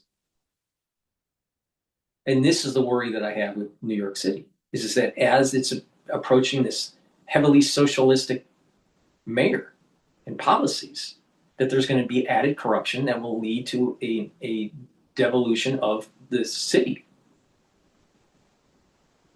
So when you see these kids, you got to say it's about God, country, and family. And it's not all three of them, not one. It's God, country, and family. You have to have spirituality, you have to have affinity to country, and you have to have the understanding of the bedrock of a society is the family unit. And the importance of the Enlightenment to have a prosperous society. Now, if they keep on pushing back, then you push back even further and just say, you're just wrong. You're just wrong. You're not paying attention to the reality. They're not exposed to the. I bet if you start diving into the why they think the way they do, you'll start to realize they don't subscribe to the Enlightenment. That's a problem. That's a problem. And therefore, what was the whole point of the Enlightenment? To get out of the Dark Ages. Well, Marxism is leading you back into the Dark Ages. All right. Please go to my store, the-studio-reykjavik.com, and get the dual-purpose deodorants. These deodorants you use daily as a deodorant, but also help to detoxify your body, help with your immune system and your endocrine system. It's made from essential oils from the Himalayas, has no aluminum, no baking soda, all natural ingredients. It's for males and females. You can get it in peppermint, lavender, and tea tree, and in citrus. Get a couple bars for your household, use it every day, and detoxify your body. It's a very high quality product. And vitamin D3, super important. Vitamin D3 helps with gene expression, so your cells perform better. If the cell is infected, taking vitamin D3 leads to apoptosis. Vitamin D3 helps to absorb calcium. You do resistance training, and it helps to build up denser bones, super important. And vitamin D3 helps with cardiovascular health, especially if you stack it with vitamin K2 and K7. Ubiquinol, the most bioavailable form of CoQ10 that you can purchase. You can't get anything better. This is the best CoQ10 that you can purchase. Ubiquinol, super important. It helps to boost up your energy levels and help with the health of your mitochondria and to help to protect your neurons. Super important, especially if you're 40 years of age or older. Take Ubiquinol, you need it. And olive leaf extract, dual purpose. Helps to boost up your immune system and it helps with your cardiovascular health. It'll help to bring down LDL levels and help to increase your HDL levels. And when that happens, you are producing less plaque formation. So please take the olive leaf extract every day. Drink it with filtered water. Use discount 5, you get $5 off any order. If you spend $100 or more, you get a free gift until supplies last. Get these products for yourself and for gifts for the holidays. Go to my store, the-studio-reykjavik.com. The link is in the description of this video and all my videos. All right, let's listen to Jeffrey Sachs. Professor Sachs, thank you so much for joining us. My pleasure. Let me begin by reading a quote coming from Chinese Foreign Minister Wang Yi, responding to the latest remarks by the Japanese Prime Minister, which the Chinese said crossed the red line. Here's what he said, quote, "It is shocking that Japan's current leaders have publicly sent the wrong signal of attempting military intervention in the Taiwan issue, said things that they shouldn't have said, and crossed a red line that they should not have been touched." And here's the quote coming from the Chinese Foreign Minister Wang Yi. As someone who has been watching the region very closely over the years, Professor Sachs, your response to why the Chinese have been very serious about the Japanese remark lately? I think we must start from the point of view that the tensions over Taiwan are real, partly because of Taiwan's domestic politics and statements that are provocative by politicians in Taiwan. When it comes to Japan, It is the fact that over the last 10 years, Japan has become less pacifist, more military oriented. It is raising its military spending. It talks in a more hawkish way, none of which, to my mind, makes sense for Japan's interests. No doubt the tensions have risen in the last 10 years, and Japan's pacifism after World War II is in many ways a thing of the past. It's not that Japan is flagrantly militaristic, but it is becoming more military oriented, rising military spending, rising tensions, and the statement that Prime Minister Takaichi made is consistent with the hardline faction of her party that she represents. Should people accept a Japan that is much more militaristic than it used to be? After all, Japan has been the one that started the invasion against its neighbors, whether it's on the Korean Peninsula, against China, Southeast Asia, millions of lives lost as a result of that war. And we are also seeing war criminals, their ashes are being put into the Yasukuni Shrine, in which some of the prime ministers of Japan still go there and pray for those. Some are Class A war criminals. So should the world, should the region, including China, just accept a ever more militarized Japan and ever more militarist Japan? When it comes to Japan, it is the sad history that when Japan industrialized first among the Asian countries in the late 19th century, it joined the so-called imperialist club of European imperial powers. It invaded China in 1894-95. That's when actually Taiwan became temporarily a colony of Japan, when Korea became a colony of Japan. And then Japan brutally invaded China from the 1930s onward, and well over 10 million Chinese people died from that. It was horrific. The cruelty was immense. The suffering was immense. We should be remembering this not by militarist language or divides, but by saying everything should be done to make peace in Northeast Asia. There should not be any division, in fact, of China on one side and Japan on the other side. That's partly a U.S. post-World War II creation. The U.S. quickly helped Japan to rebuild after Japan's militarism, in part as a supposed bulwark against Soviet and Chinese communism. That was the U.S. idea. But Japan never really came to grips, I would say, with what it had done in repeated wars in East Asia and in Southeast Asia. And the militarism is dangerous and anachronistic, and it should have no place in our world today. We not only see rhetoric coming from the Japanese prime minister, but also follow-up decisions made by Japan. For example, the latest remarks coming from the defense minister suggesting the deployment of missiles in places near China's Taiwan island. A military buildup by Japan and possibly triggering a major arms race or the worst disaster, a military conflict, is completely against the real interest of Japan. It's against the interest of the world. But we're seeing the other way around, Professor. It seems that politicians, especially those domestically weak, for example, the current prime minister, when she came into power, she is having a coalition government, and therefore she's weak, and there's likely to be a parliamentary election not favorable to her coalition.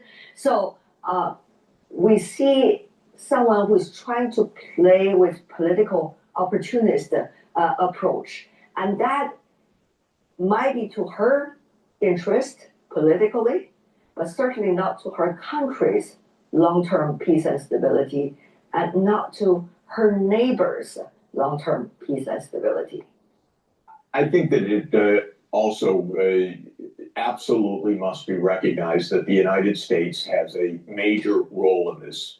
The United States, as Japan's security protection, should be saying strongly to Japan, don't go there, don't do this, don't stir up trouble. The United States, as the major counterpart power here, should be saying very clearly to Prime Minister Takaichi and to the Japanese counterparts, do not do this. We don't want another war. We don't want to encourage imprudent behavior by anybody. We don't want to encourage accidents or... No. I totally disagree with him. What we need is the Allied Alliance, that's Australia, New Zealand, the Philippines, Taiwan, South Korea, Japan, the United States, and even some of the Europeans, like the UK, maybe even France. We all need to band together and push back on the crouching tiger, right? China wants the first island chains. And if they take them, they take Taiwan, the United States has lost hegemonic power and the freedom of navigation. That is unacceptable. So no, we need to be standing firm and pushing back and supporting Taiwan. Unfortunately, the United States has been hemming and hawing on supporting and not supporting Taiwan because of our stance against the Soviet Union during the Cold War. Because we wanted to align with China, that way we would be working together to fight the Soviet Union. But now we're in a Thucydides trap, where there's a rising power that's starting to happen, and we're the dominant superpower, the United States. So you have the rising power of China, and the United States may lose its hegemonic power in the Pacific. Now, do we take the lessons learned from Thucydides or not? What are we going to do? We got to pay attention here.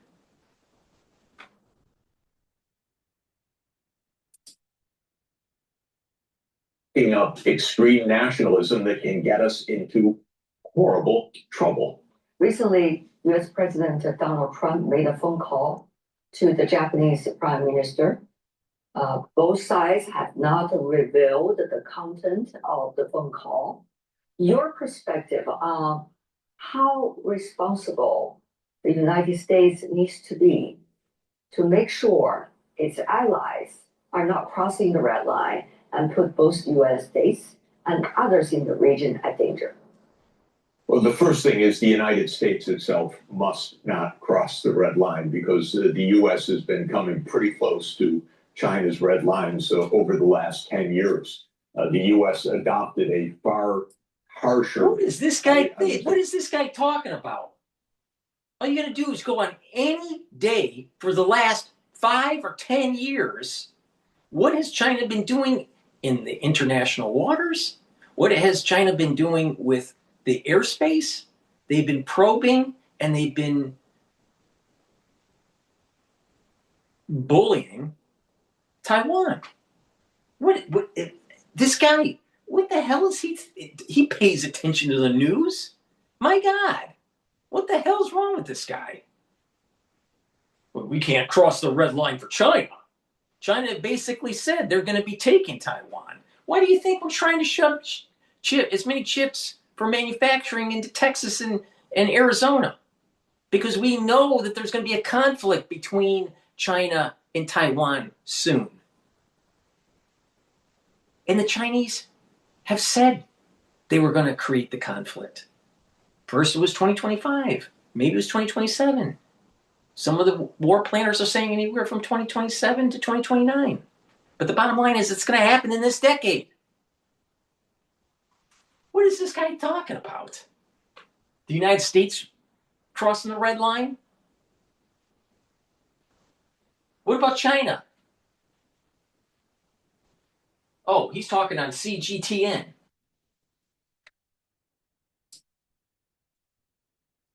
anti-China policy starting around a decade ago.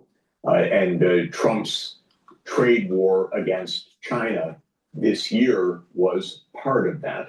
But there has seemed very fragile and very uncertain, but there seems to have been a U.S. stepping back from that in recent months and even in recent days. It seems that the U.S. is beginning to understand something, which is that China's not going to be cowed. China is not going to succumb to U.S. choke points because they don't exist. China holds a lot of potential choke points like the rare earth magnets vis-a-vis the U.S. And Western economies. And it seems that the U.S. has toned down some of its rather harsh anti-China rhetoric, even in the past weeks and days. On the U.S. side, there was no defense of the Japanese prime minister. There was no running to her defense. There was no anti-China rhetoric. Quite the contrary. What the United States has said in recent days is we want to get back to good relations, and President Trump wants to make a visit to China. And so that's good news. This is very important. According to the latest phone call between China and the U.S. President, the Chinese radar suggests that Chinese President Xi Jinping emphasized to the U.S. President Donald Trump, China and the U.S. fought side by side against the fascism and militarism. Now they should work together to safeguard the achievements of the victory in World War II. Now, certainly, it seems that many analysts suggest what Chinese President Xi Jinping is trying to say is the issue about Taiwan and also about the regional order after the World War II should be jointly not only mutually understood to China and the United States, but also jointly defended by China and the United States. Do you think that China is going to allow U.S. military to go up and down the Taiwan Strait and go through the 9-dash line in international waters if China takes Taiwan? Of course not. They're not going to allow the United States to do that. And that's what I'm saying. If you capitulate and let China take Taiwan, the United States doesn't have freedom of navigation in that region. Now, I don't know about your grandfather, but mine actually fought in World War II as a CB in the Navy, making sure that the United States won the war. And post-war, that allowed for us to have the hegemonic power that we have today. You, the ones that are watching that are from the United States, benefited from the people that served in the Navy in World War II. Your lifestyle is directly linked to their sacrifice.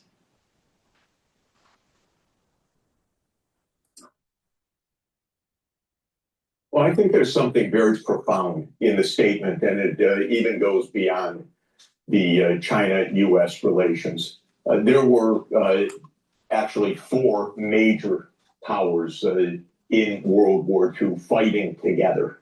That was the United States, the Soviet Union, especially mainly Russia, Britain, and China. And this was an alliance against the German-Japanese fascism. And it could and should have continued after World War II. Instead, a Cold War developed. The relations broke down. But what President Xi is rightly reminding us is that the U.S. and China were on the same side in World War II. Actually, I wanted just to add that Russia and the United States were on the same side during World War II. We should remember that. That's not just a footnote of history. That is the possibility of how the great powers could actually, even today, say, we have shared interests. We even have a shared history. We have been allies in the past, and we should be allies, if I could put it that way, going forward. Professor, after Chinese and US president's phone call, the Chinese Foreign Ministry spokesperson suggesting that conversation. No, this dovetails really well with the other video that we were playing about Marxism. Now think about this. China, even though they have a quasi-open market, it's still heavily controlled from a one-party system. The CCP, the Communist Party, all right? They are the modern-day Soviet Union now. And the thing is that they're far better with their manufacturing and their economy than what the Soviet Union had. Now, a big part of that was because the United States and a bunch of companies over there and FDI money and investment that built them up. China didn't build itself up. The United States built China. If they succeed with taking Taiwan, then the Marxists in the United States and other countries are going to say, let's just have a one-party system. Let's control the economy. Let's have Marxist light. Not a capitalist society, but a controlled society. Now, do you think that the Chinese, with its CCP politic, is in line with the Enlightenment or is antithetical to the Enlightenment? Now do you see why it's so important to make sure that Taiwan doesn't fall? Because this, if it falls, you'll have the intelligentsia saying we need to adopt policies that are very similar to China. And that's going to be very dangerous. China has to fall. Has to fall. Or to quote loosely Reagan, we win, they lose. In place on the phone, which lasted for an hour, are three words: positive, friendly, constructive. Now, how would you understand the series of destroy the CCP? Allow for real capitalism and a constitutional republic to rise from its ashes. That's what needs to happen. And I'm willing to bet if you survey the population, that's probably what they want. But they can't, because it's a top-down government with social scoring and AI and lots of cameras watching you 24/7. Because President Xi doesn't like it when you rise up. Because he's dictator for life.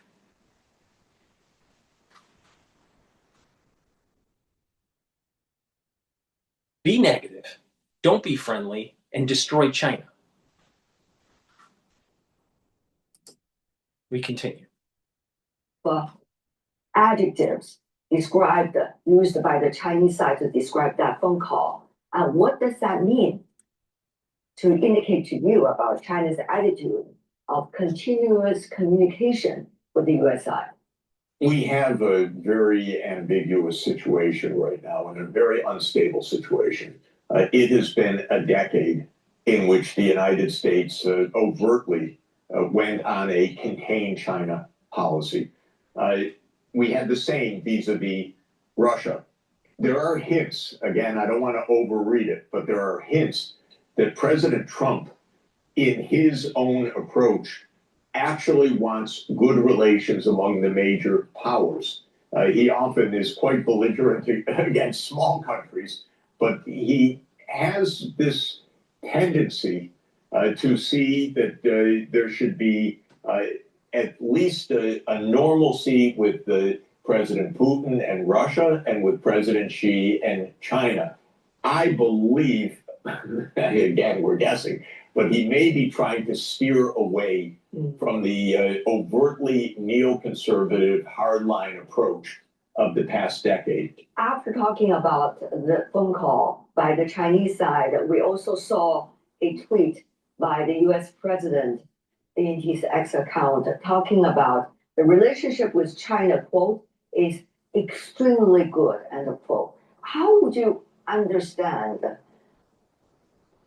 the timing and also the degree of the descriptions he's trying to put into a public statement? Again, the broad direction of U.S. policy during the last 10 years is usually, and I think rightly described as a containment policy, that the U.S. Was trying to contain China. I regard that policy as absurd. I don't think the United States can or should, quote, contain China. But that was the dominant thinking in foreign policy circles and in Congress and in the rhetoric politically in the United States.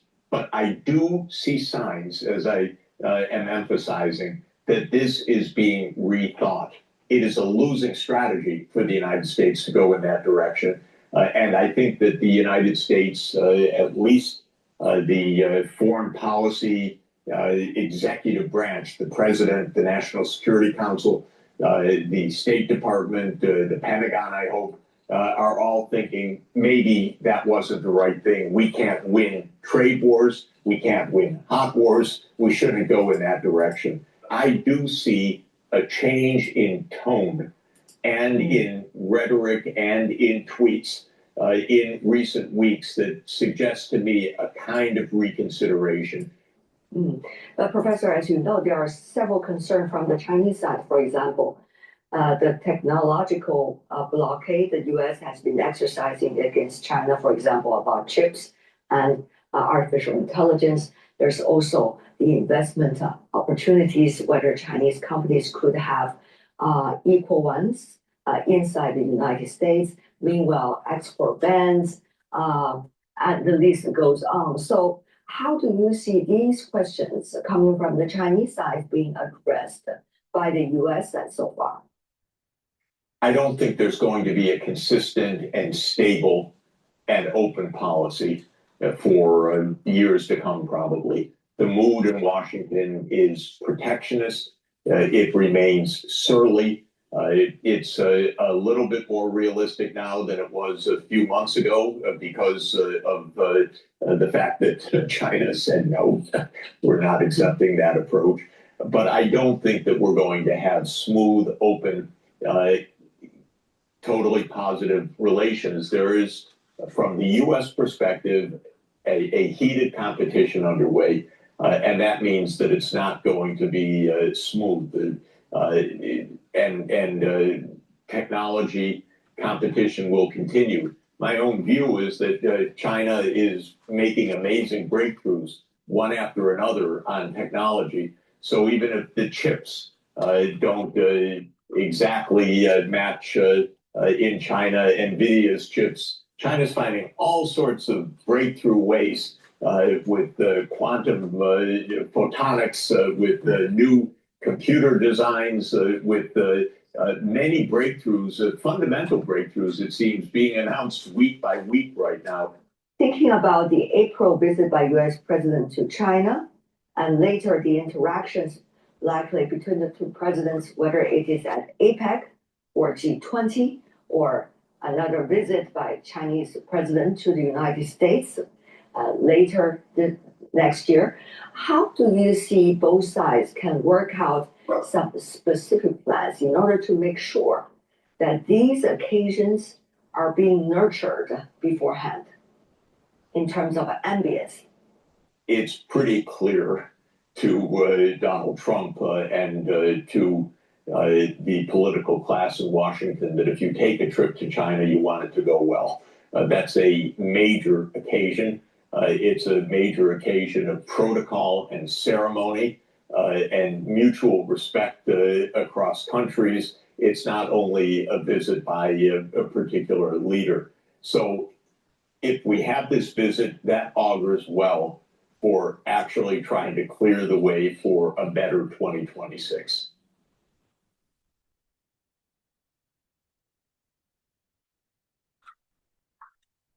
All righty. Before we continue, I think the next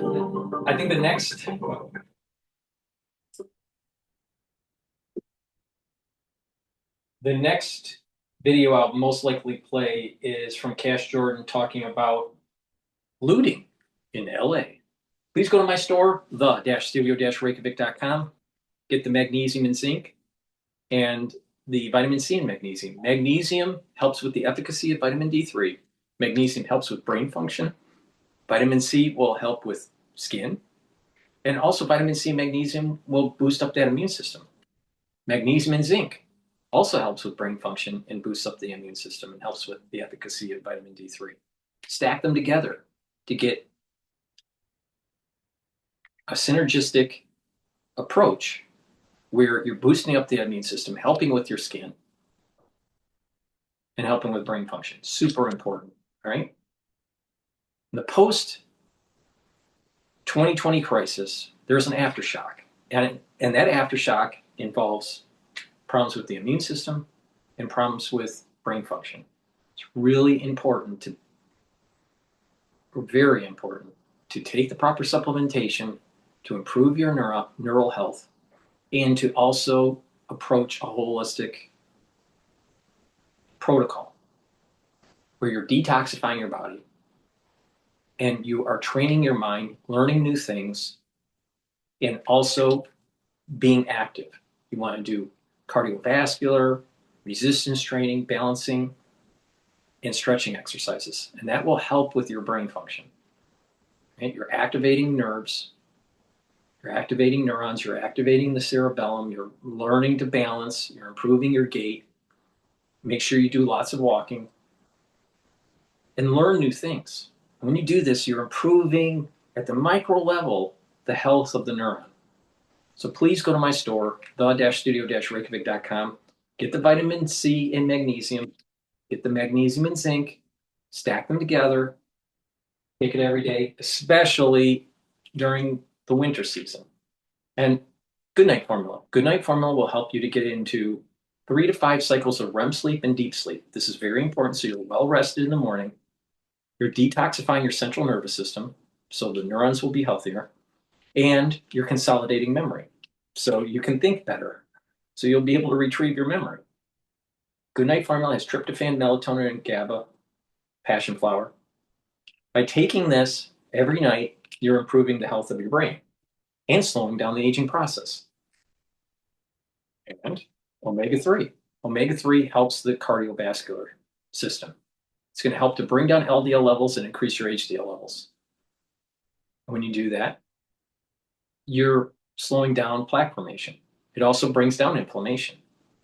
And it reduces the stickiness of your red blood cells. So you're reducing overclotting. Please go to my store, the-studio-reykjavik.com. Take the omega-3 every day to improve your cardiovascular health. And stack it with the Good Night Formula so you're getting a good sleep and helping with brain function. And get the magnesium and zinc and the vitamin C and magnesium to improve your skin, help with brain function, and your immune system. This is a very powerful stack right here. And if you improve your cardiovascular health, you're also improving blood flow to your brain and providing the micronutrients and the micro environment for proper dendritic connections between neurons. So please go to my store, the-studio-reykjavik.com, stack this, and stay healthy, all right? It's a holistic approach, and it works. It'll slow down the aging process. Use discount 5, you get $5 off any order.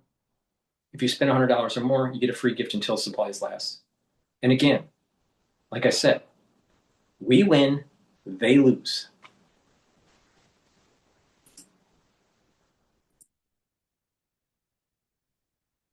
This wild moment when a jewelry store owner on a group of thieves in Madeira near Fresno, and this man broke into the store only to be met by the owner who was ready to protect his business. So as California marches down the progressive path of destruction, the law-abiding are taking notice as their businesses, homes, and cars are on borrowed time while criminals zero in on them again and again. Even though 2 months ago, the governor deployed crime-fighting teams which were supposed to end this madness. But how are you supposed to stop the bad guys when your entire sanctuary state harbors and protects them?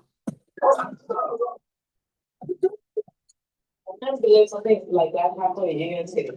That is very scary. Her quick thinking, possibly stopping with police there, called an attempted home invasion. The next day, 70 miles away, a chase that Modesto police say led to the arrest of the same suspects. Take a look at this brazen smash and grab. Police say more than 20 masked robbers stormed at side jewelers after ramming the front door with a car, as you see there. They were in and out in just 60 seconds. Surveillance video shows someone breaking into this truck and stealing it in a matter of seconds. But it's how they pulled it off that has people in Anaheim Hills talking. Preliminary investigation shows that they kind of were in the area for a little while, kind of casing the business. This was definitely meticulous. We need more protection. This is something that it could happen to anyone, and I don't feel safe. Now, other store owners wondering if they will be next.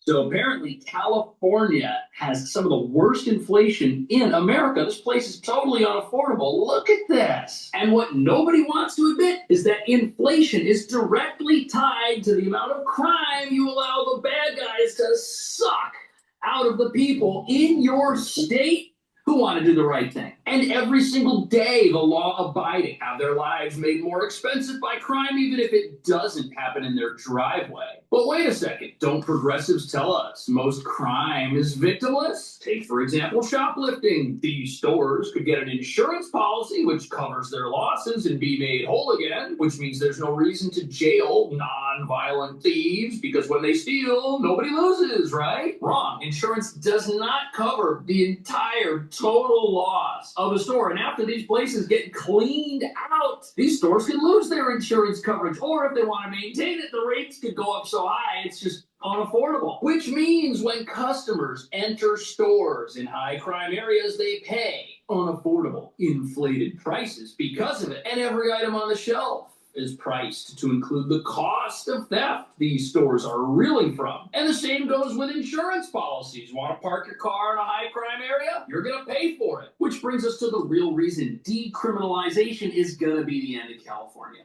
The law-abiding can't subsidize crime forever. Their lives are just getting more and more expensive, and that's causing people to leave.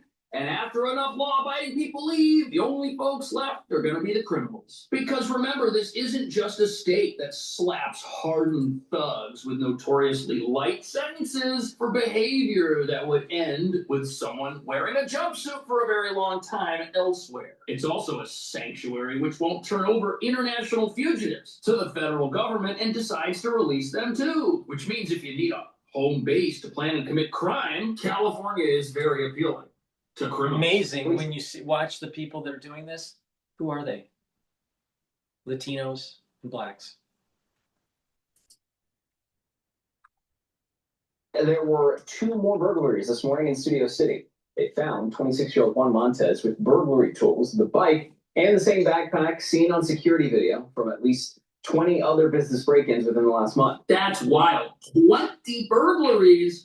And this guy's out on the streets. He's free. No consequences. How do you survive when criminals are allowed to do that? On top of that, breaking into over 20 businesses, that makes someone an expert criminal, a hardened thug. And this person has become this way because the law is powerless to stop them. There are no consequences, unfortunately, because jail just isn't something they're worried about. When are they going to learn their lesson? Burglary number 21, burglary number 22. This doesn't make any sense.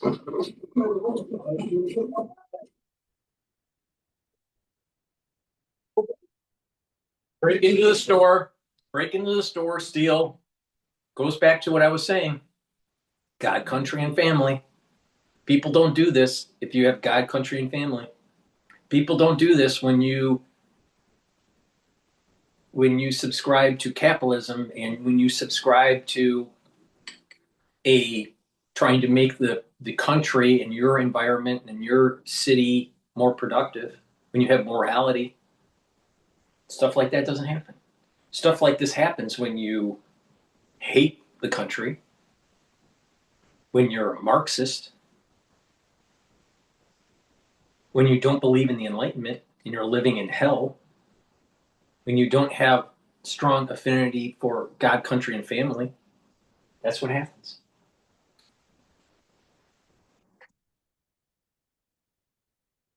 People like this that do this type of stuff, they're sacks of shit.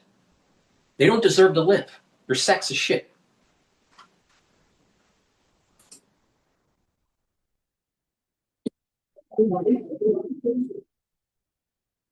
So in this clip, you've got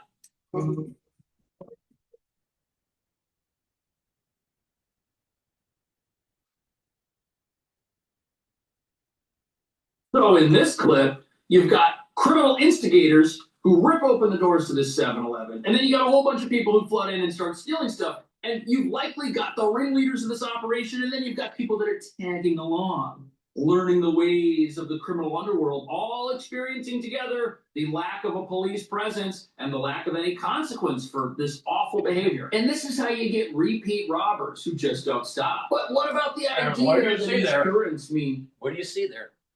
Blacks. Blacks doing it. Breaking in and stealing. Because they think that it's okay. And this is what happens when you have a society that's gravitating to the oppressor and the oppressed. Marxism. That's what you get right there. Land of the jungle. With no morality. These businesses have nothing to worry about. Well, look at this next clip and tell me if these business owners are worried.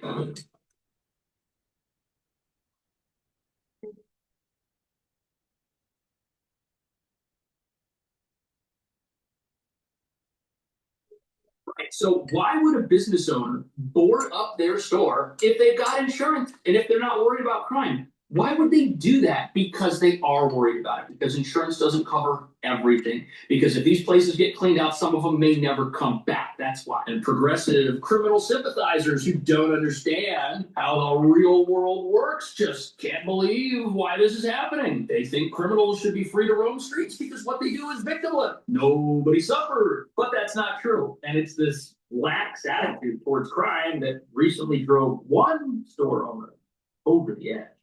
You know, I was just backing up some of the clips used to make this video, and then it hit me. We trust big tech companies with our entire digital lives, our files, our photos, our videos. They can see everything we've got. They can scan it. They can use it to train AI and sell us stuff. And that's why I was so glad to find a sponsor for this video that cares about its customers and won't farm them out.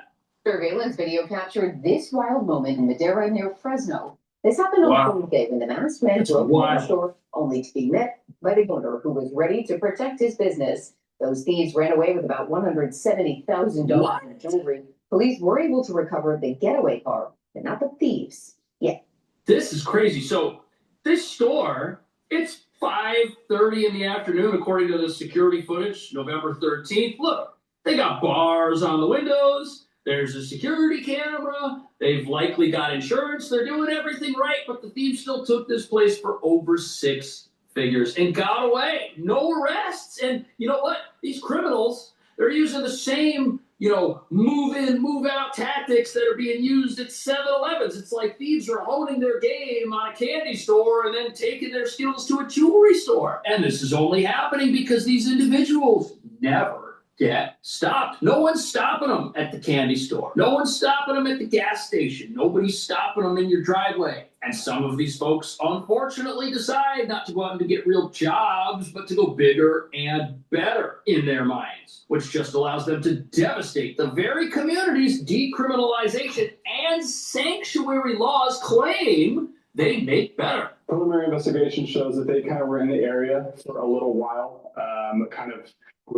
we would say in our field casing the business. This was definitely meticulous. Wow. So go figure. Dangerous criminals who fear nothing are staking out businesses and they just stay on the streets robbing them. These are not people who are going to pursue any life other than a life of crime, because it is a life of crime with no consequence. And if they don't rob this store, their friends are going to go rob the store. So they're actually under pressure from the rest of the criminal element in California to hit these places as fast as they can. It's terrible. You've got criminals competing with each other to see who can prey on the law-abiding first. And look at this, how unaffordability is surging in places that do not punish criminals. Inflation is the result of real-world policies that drive up costs, and the Golden State policies are toxic. Of the 5 worst regions, 3 are in California. But if you want to force up insurance rates for businesses, don't stop criminals. If you want to force up insurance rates for people to insure their vehicles, don't stop the robbers. And if you want to raise prices at every single business that somebody needs to shop at, whether it's the grocery store or the jewelry store, let those places get hit so often that when a store owner puts a case of tomatoes on the shelf, they have to say, gee, how many of these are going to get stolen? Okay, add the loss factor into the price of these and let the law-abiding pay for it. Says people are using new tech. This Black Friday gift is my favorite dentist hack to clean my retainers. If you wear a retainer every night like I do, you know how hard it is to keep it truly fresh and clean. Pay for it. Says people are using new technology to steal high-end cars and trucks. In this case, they stole a truck with help from a tablet made for locksmiths. Once again. So you see him walk up to the car. First thing he does, he actually checks the handle. Checks the handle first, sees the car's locked. So then he heads over to the back window and he uses a window punch to break it. Once it happens, because there's tint on the window stays intact and he's able to peel it off and climb in. And then he's being handed a locksmith tool, a computer device that plugs into the computer system in the car, so you can quickly reprogram it and turn the car on so you can leave with that truck. Yeah, I don't think it's the fault of the owner for installing window tint that peeled off easily. I think these guys were getting into that car one way or another. And the fact that they can just walk up and do this and reprogram a vehicle and just drive it away and nobody gets caught is maddening. On top of that, these cars that get stolen out of people's driveways, these are the cars that are used in these crazy crash and grab robberies. These are getaway cars that robbers use to commit other crimes. And if you won't stop auto theft, you're going to have massive unaffordability everywhere because those are the cars people are driving around when they do everything else they shouldn't be doing. Terrifying surveillance video showing the moments police in Northern California say a girl spots armed suspects outside her home who suddenly run after her. Where did they get the car? Police say the girl got inside the house and told her family to call for help. The suspects running away. Wow. I can't believe something like that happened in Union City. That's wild. That is very scary. Her quick thinking, possibly stopping what police there called an attempted home invasion. The next day, 70 miles away. A chase that Modesto police say led to the arrest Same guys. suspects. We're in the same outfits. Officers rushing in to stop another possible attempted home invasion. So these guys are driving around in cars with license plates on camera, which have to be stolen, or else why would they do that?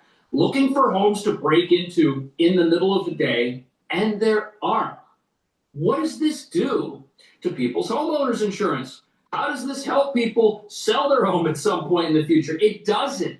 Having rampant crime like this makes life totally unlivable every single way you can slice it. And if you're going to have a place that protects and harbors criminals, tells them that if criminals come here and they're not even supposed to be in America, that those people will never get turned over to ICE, you're going to have massive crime problems. You're going to have an emboldened population of crooks that thinks they can do whatever they want. And we don't even know where these criminals are from. All we know is that they feared nothing.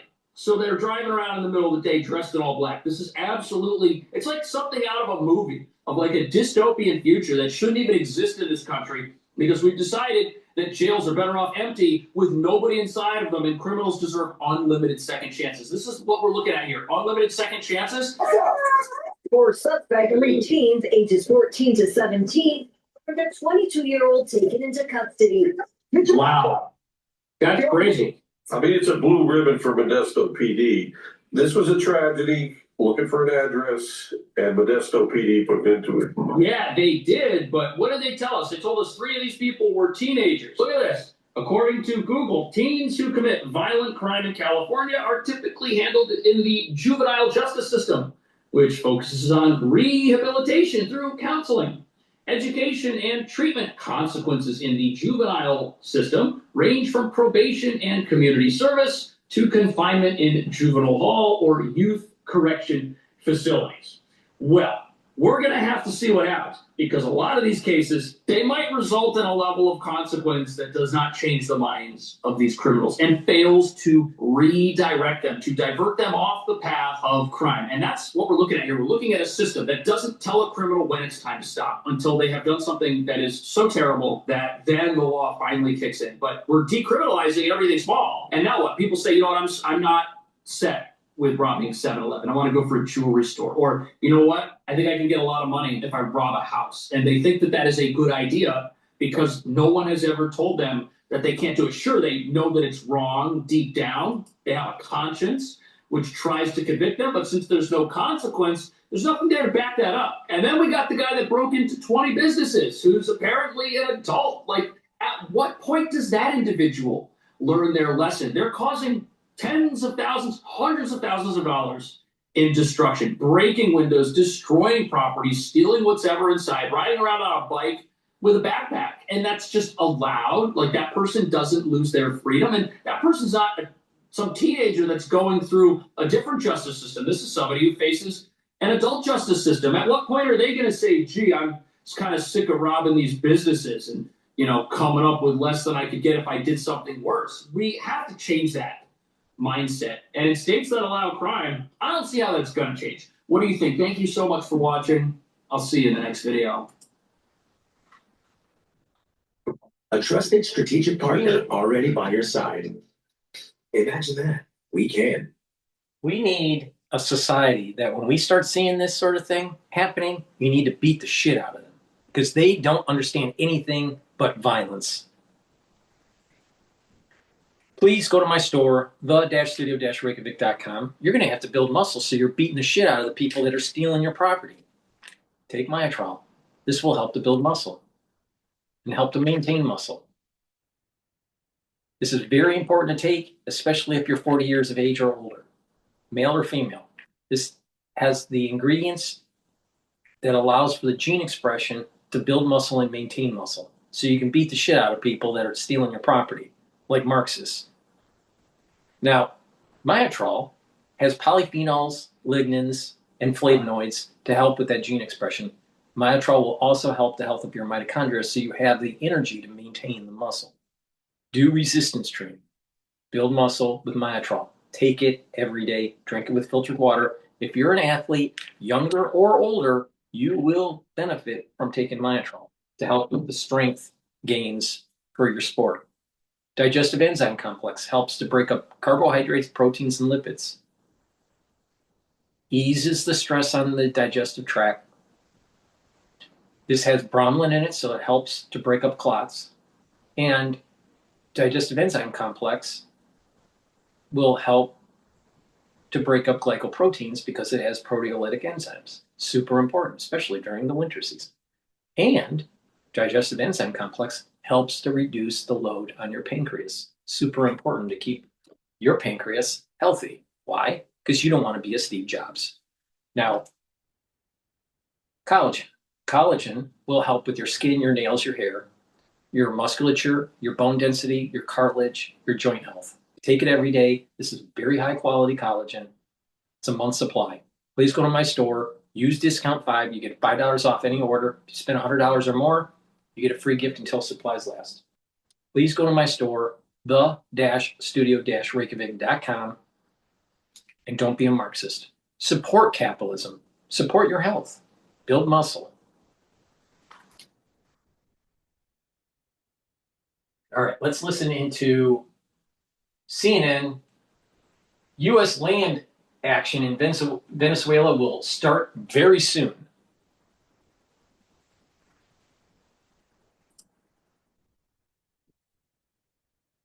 The United States will strike inside Venezuela, quote, very soon. He made the statement while speaking to members of the U.S. military at Thanksgiving phone call. Have a listen. In the recent weeks, you've been working to deter Venezuelan drug traffickers and would sell many. Of course, there aren't too many coming in by sea anymore, if you probably noticed that. We'll be starting to stop them by land also. The land is easier, but that's going to start very soon. We warn them. In 3 Stop days. sending poison to our country. The US has killed more than 80 people in strikes on alleged drug trafficking boats in the Caribbean. The administration has offered no proof that the vessels were actually carrying drugs. Alejandro Velasco is a historian and associate professor at NYU. He's joining us from Amherst, Massachusetts. Thank you so much for being here. How are you doing? Yeah, thanks so much for having me. Thank you for being here. Let's get into this. President Trump says the US is preparing to stop Venezuelan drug traffickers by land very soon. How seriously should we be taking this language? And what does it signal about a possible shift in strategy? That's a great question. The reality is that over the past 2 weeks, what we've seen is very contradictory discourse coming out of the White House. And in fact, other members of the administration, we have some hawkish elements every day seeming to either leak or directly state that they seek greater intervention in Venezuela directly. And of course, we just had the recent naming designation of the so-called Cartel de los Soles as another escalation into that end. On the other hand, Trump has also said that he's not really interested in necessarily in intervention. He wants to talk with Maduro. Maybe there's room for negotiation. So, right now, this all seems like part of a larger psychological operations game or warfare to see if Maduro breaks. The US now has more than a dozen warships and 15,000 troops in the region. How unusual is this level of force around Venezuela, and what message is Washington trying to send? Yeah, it's unprecedented, is what it is. Certainly, it's the largest deployment outside of planned military exercises in the 21st century. And even in the 20th century, it was an unusual deployment for this part of the region. I think what it says, obviously, is that the United States is prepared to intervene. The real question is whether the person who has ultimate say and whether that happens, which is President Trump, has in fact agreed to do so. But he's positioned to be there, and to some extent, the fact that there is this massive deployment commits some kind of intervention, because without something changing in Venezuela, this might actually be seen as a victory for the Maduro government.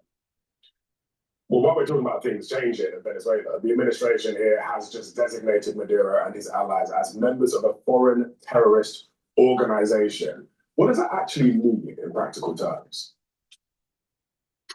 It basically gives the administration more legal leeway to take actions that might not otherwise be permissible in a context of war or pre-war, if you want to call it that. It means that it has a greater arsenal and repertoire of action and engagement for people that it considers or designates to be part of this cartel. It also means that it doesn't have to provide nearly as much information, either certainly to Congress, which it already hasn't provided enough information, but to the judicial system. And so it allows for a greater range of action than has been the case. Can you tell me, how are Venezuelans viewing this build-up, and what impact could Trump's comments have on Maduro's domestic standing? Venezuelans have been through a lot, not just over the last 5, 10, 15 years, but really over the last 25, 30 years. The state of heightened crisis has almost been a kind of status quo. And so Venezuelans are going about their lives. Obviously, my friends and family who are there are anxious or concerned about potential actions. Some of them are moving if they feel like they're close to military targets. They're finding elsewhere to stay. But for most people, it's getting into the holiday season, and so they're trying to live their lives. But it has also had significant impact because the U.S. has also said that airlines should not fly into or in Venezuelan air territory. And so many airlines have not canceled flights. And so that's affected the plans of many Venezuelans that they had, especially for holidays, to travel. And so it's definitely an impact. Okay, we'll leave it there for now, but let's see what happens next. Thanks for breaking it down, Alejandro Velasco. Appreciate it. New this morning, President Trump says the U.S. military will start targeting alleged drug trafficking networks inside Venezuela very soon. We've almost stopped. It's about 85% stopped by sea. You probably noticed that people aren't wanting to be delivering by sea. And we'll be starting to stop them by land also. The land is easier, but that's going to start very soon. We warn them, stop sending poison to our country. Thousands. When your severe asthma says you can't, Tespire says you can. Tespire is a pet oxygen for people 12 and over that helps you prevent attacks and relieve asthma symptoms. Tespire is not a rescue medication. Serious allergic reactions may occur. Get help for swelling of your face, mouth, tongue, trouble breathing. Rash or eye allergy can happen. Don't stop asthma treatments without talking to your doctor. Tell your doctor if you have a parasitic infection or your asthma worsens. Avoid live vaccines. Sore throat, joint, back pain may occur.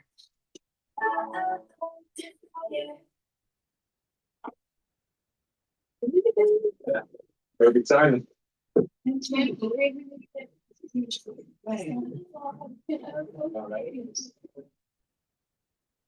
Thousands of U.S. troops and more than a dozen warships are in the Caribbean, in the waters off Venezuela. You were seeing the strikes, some of those strikes that have happened in the waters off of Venezuela. They've been carrying out those deadly strikes for weeks now. Joining me now, CNN senior military analyst and former NATO Supreme Allied Commander Admiral James Stavridis. Thank you so much for being here this morning. All right, President Trump is saying that he will soon stop the Venezuelan drug trafficking by land.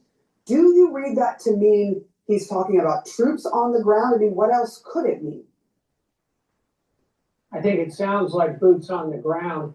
I was just reading an email I got from a Vietnam War veteran who said the four most frightening words he can imagine a president saying are, "The land is easier," meaning once you start putting boots on the ground, it gets a lot harder than dropping bombs from the air or launching missiles from the sea.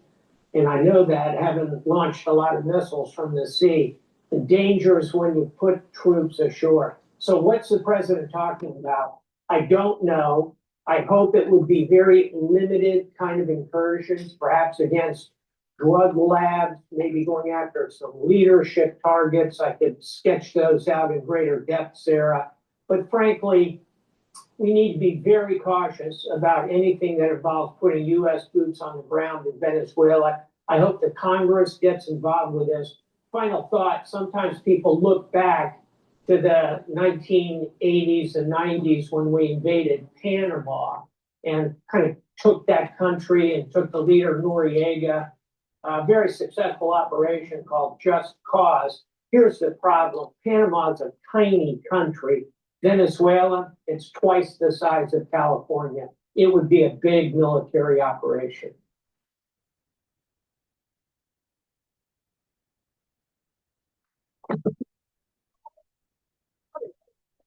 What's going on, guys? Welcome to Etihad City. All righty. That's Venezuela. Let's go to holiday shoppers and high costs by the hill. But before we do that, please go to my store, the-studio-reykjavik.com, and get the vitamin B complex. This will help to improve your ATP and your cellular metabolism and protect neurons. Super important to take, especially if you're 40 years of age or older. Protect those neurons, rev up your metabolism, get more energy. And clarity factor. Clarity factor will get rid of that brain fog, allow you to consolidate memory, and you'll be able to concentrate on tasks, and over time, your dendritic connections will improve.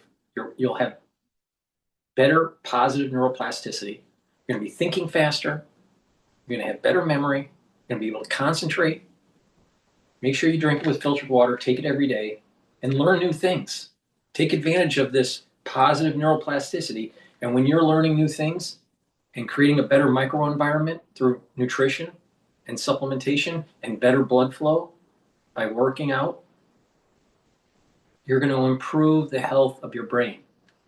See, a lot of people, they don't realize that you actually have to give your brain nutrients. You have to do new things. You have to train your yourself. Just like how you have to train your muscles, you have to train your brain. So please go to my store, the-studio-reykjavik.com, get the Clarity Factor. This will help with brain function. Make sure you drink it with filtered water. Take it every day. Gets rid of that brain fog and allows you to concentrate. Okay, let's listen into what the Hill has to say.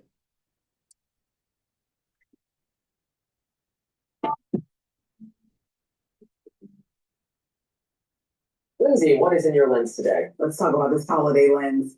So walk into any coffee shop right now and you'll hear it. The whispered, half-joking panic of people clutching their first holiday lattes.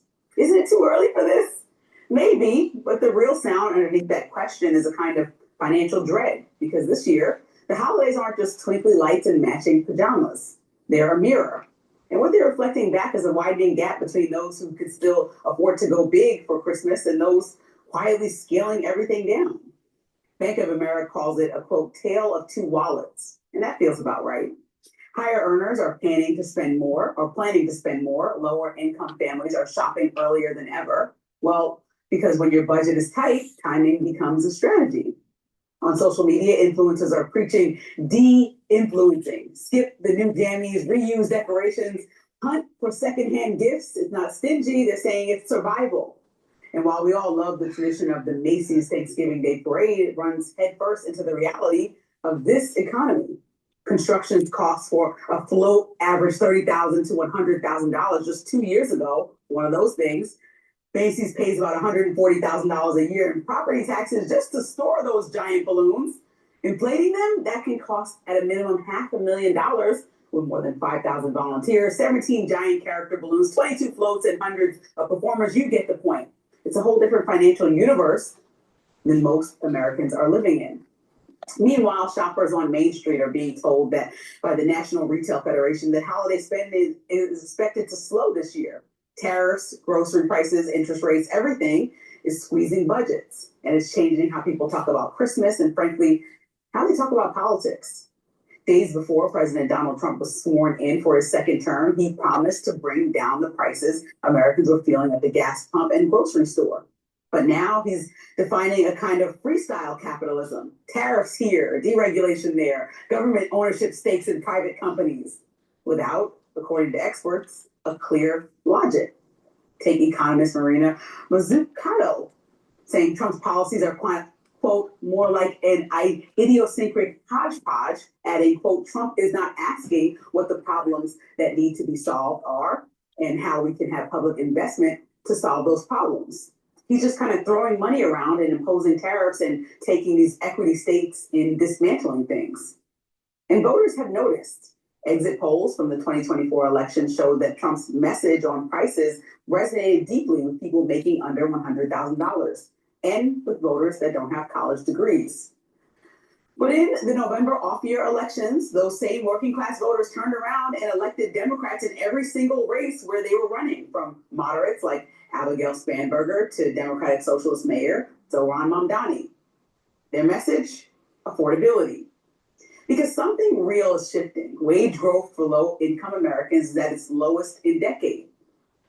The top 10% of households now accounts for nearly half of all consumer spending. Nearly 93% of all U.S. stock is owned by the wealthiest 20%. And first-time homebuyers, as we talked about earlier, hit an extremely high age and not a good milestone. That's a warning sign. So yes, the holidays are always emotional, but this year they're also a forecast of how many people feel or how people feel about their future and their finances. And maybe, just maybe, what kind of mood they'll be in next time they step into a voting booth. I don't think you can separate.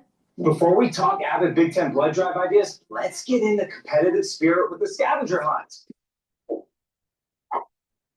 I worked all weekend on that. Save lives and help win your school $1 million. Okay, it's in your nature. Food security is national security. Phosphate powers America's farmers, but global competitors like Russia and China.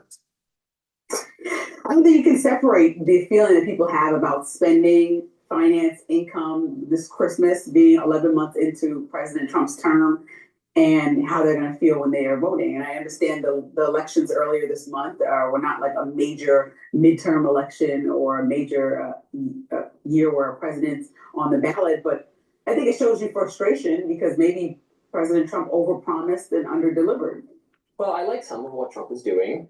I mean, this is what I always say. I like some of it, and I don't like other aspects of it. You call it freestyle capitalism. The capitalist aspects of the Trump agenda, I agree with. Not all of it is capitalism. Tariffs are not capitalism. Tariffs are the opposite of capitalism. The government taking an ownership stake in certain companies is as far from the opposite of capitalism as you can possibly get. Actually, that's socialism.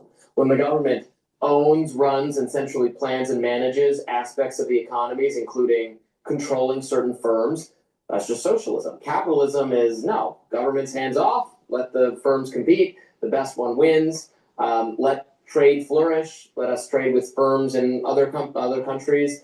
That's capitalism. So it's not freestyle capitalism to me. It's the opposite.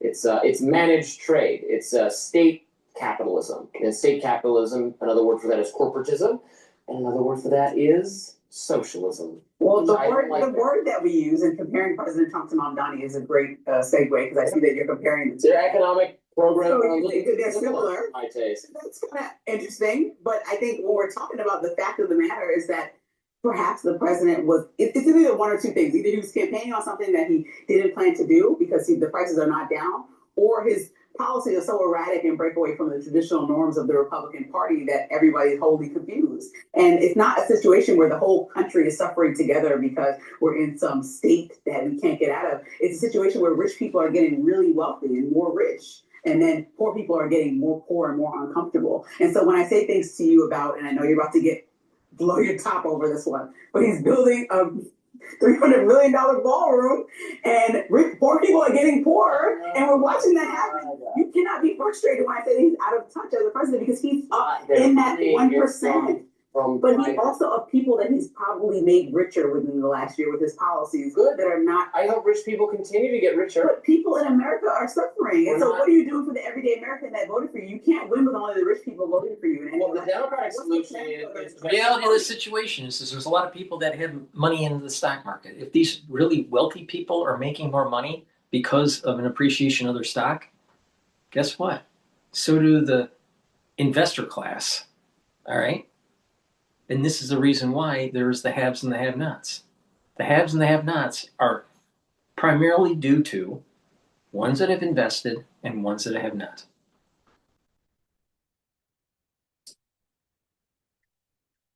Just liquidate the billionaire, destroy the billionaires, take from the rich. It's never, let's improve the lives of the, like Elizabeth Warren tweeted something like, you don't hate billionaires enough, or billionaires are afraid of this. This is the Democratic solution. They just want to steal from successful, productive people.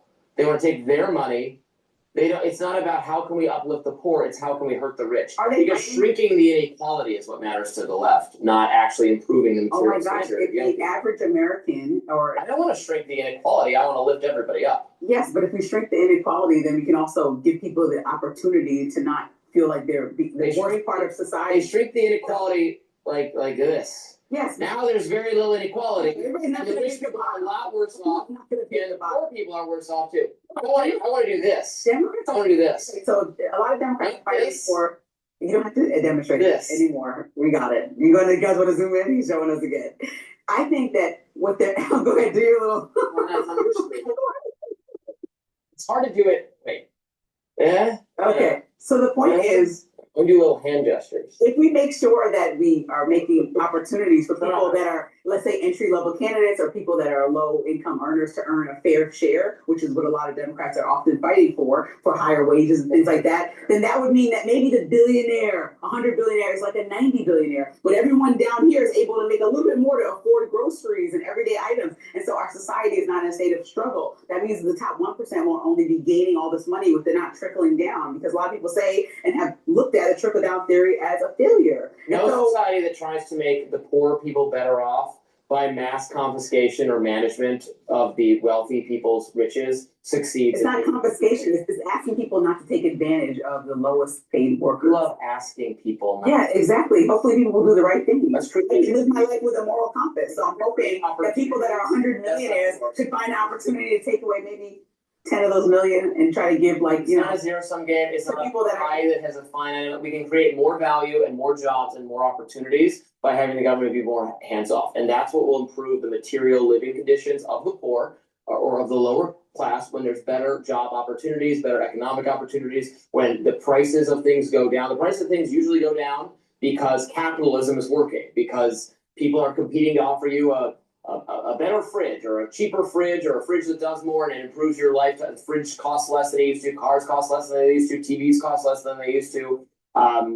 All those sorts of things, they go down in price, not because the government takes money from some wealthy person and subsidizes making that more expensive. They also go down in price. The market competition drives the price. They also go down in price because of how cheaply they're being made, because companies are so greedy that they'll go to other countries and abuse laborers to make them for extremely cheap prices, then bring them over here. Yes, there's been plenty of, we can talk fast fashion, we can talk about appliances, yes. We go overseas and charge. Those people are dying, literally dying to get those jobs. They want those jobs because there's so much poverty. They'd rather do them. No. Well, then it's the choice. The alternative is starve.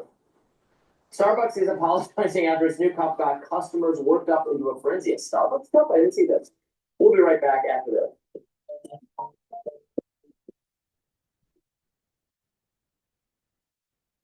right, let's listen into the weak job signal in Beige Book from the Federal Reserve.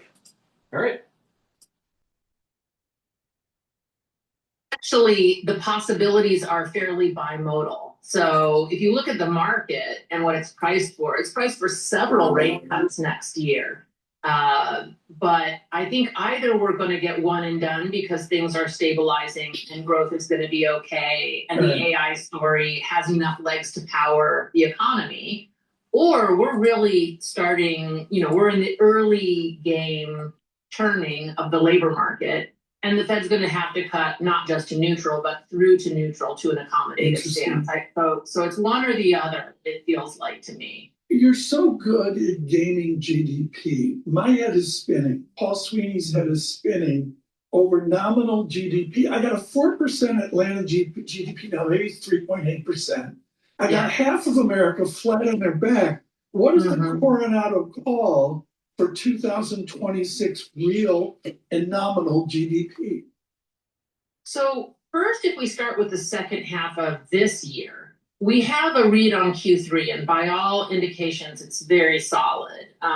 But early indications are Q4 is that it's kind of squishy. The consumer auto sales have dropped. I'm not sure what Dana told you on the holiday season, but people seem to be price sensitive, price conscious, budget conscious, not hunkered down in a corner, but not booming. And so I think we're going to see strong Q3, subdued Q4. On average, we'll see an economy that is downshifted from last year on balance in 2025.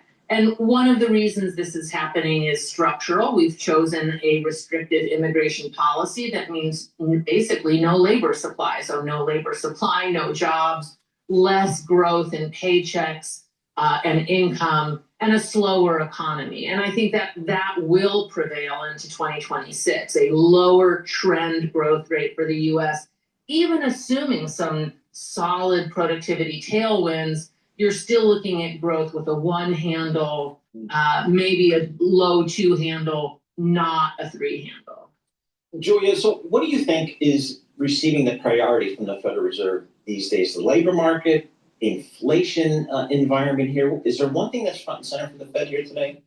Well, it depends on who you ask, doesn't it? So there are a lot of people. There's 19 people on the committee, and they all have very different views of the world. It looks like the leadership, Chair Powell, President Williams, are coalescing around one more rate cut this year, an insurance rate cut, because you're highlighting the tension they face. You've got inflation that's not soaring or even necessarily accelerating in a meaningful way like we saw in the pandemic, but it's too high. it's running at closer to 3% than 2%, and it's not making any progress, and we don't expect any progress in the foreseeable future, or at least not next year. Not much progress, given the tariffs are still coming through.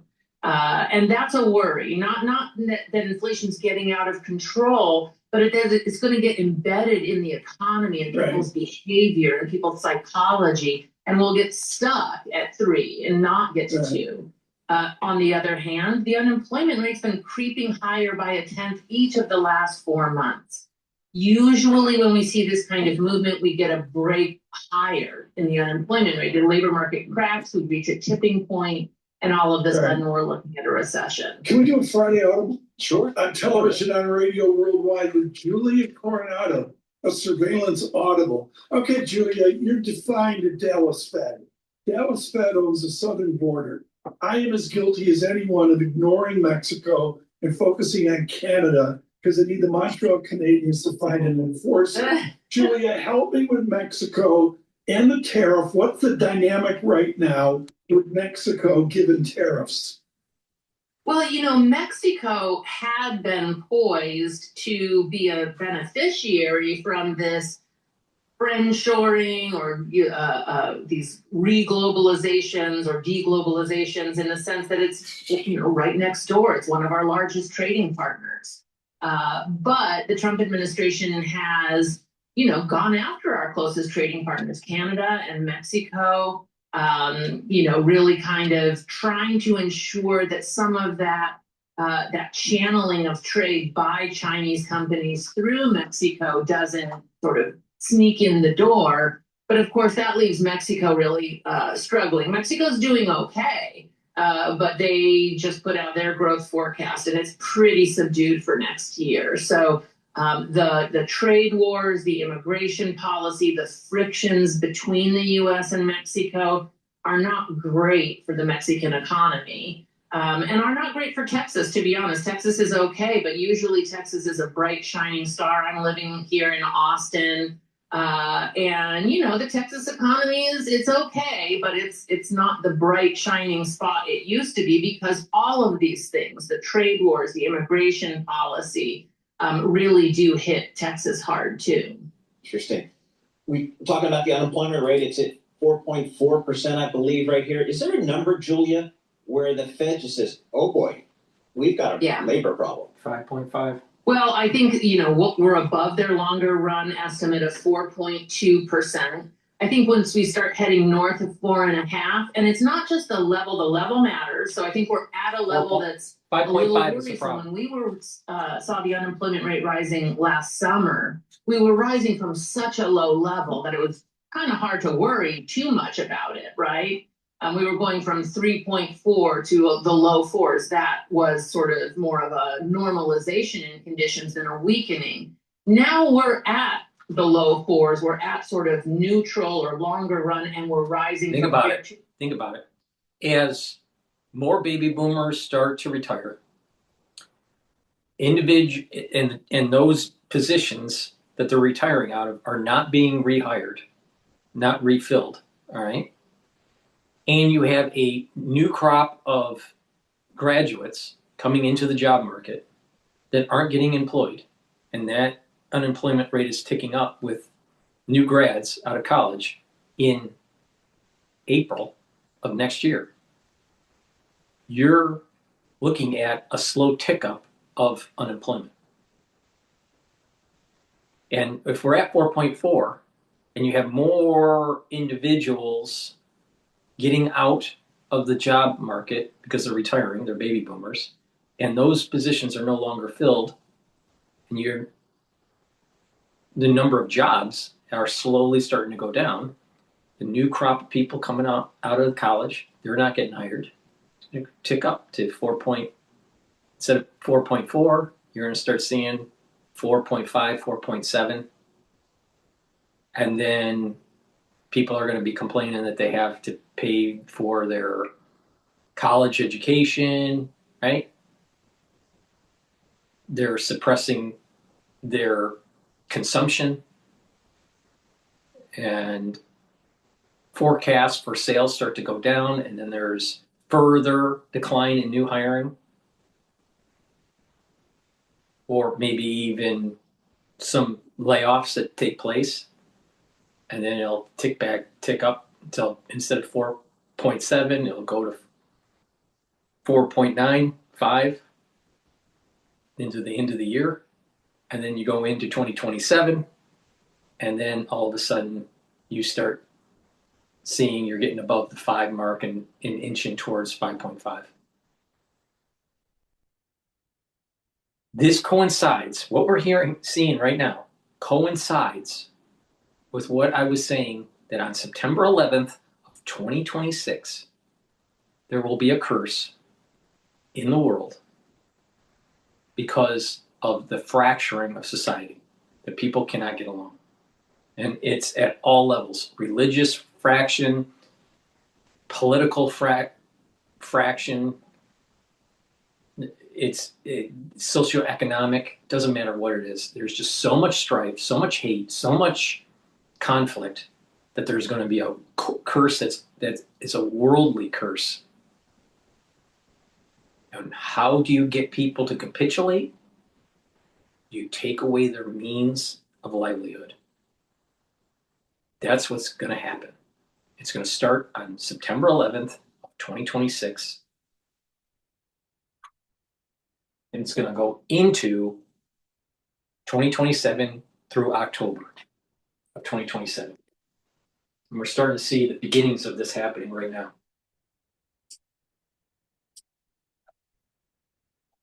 Labor market that's clearly loosening. If you look at, like, say, the Conference Board survey of consumers, consumers are getting gloomy about the labor market. If you look at nominal wage growth, the Indeed wage tracker is what we have on the most timely basis, showing wage growth decelerating below the rate of inflation. These are indications that the labor market is not just balanced, but weak. She's got me going here. Okay, I mean, Tom Purcell's over at Pigeon. You know, even in the cold weather, he takes the Hinkley boat down the Hudson River to go to Pigeon in Jersey City. Okay, you just said it, Julia. The real wage is flatlining, declining, however you want to describe it as well. You're telling me the Fed is going to look at that and ignore it to worry about inflation dynamics? I don't buy it for a minute. No, and you shouldn't, because if this continues, then the Fed will cut, and it will cut in December. It's poised to cut in December for exactly that reason. So as the economy starts to falter, and you have unemployment starting to tick up, Federal Reserve starts to lower rates. It tries to stimulate the economy, but the jobs aren't there. And usually you want to tighten. You want to increase your rates to cut inflation, but they're lowering them. They're lowering rates, so inflation is going to go up. So you're going to start seeing in 2026, inflation ticking up, unemployment ticking up, and a curse is starting to emerge. How are you going to get out of an economy that is higher inflation and higher unemployment? It's hard. It's hard to get out of that. It's easy to get out of low inflation, high unemployment, or high inflation and high employment.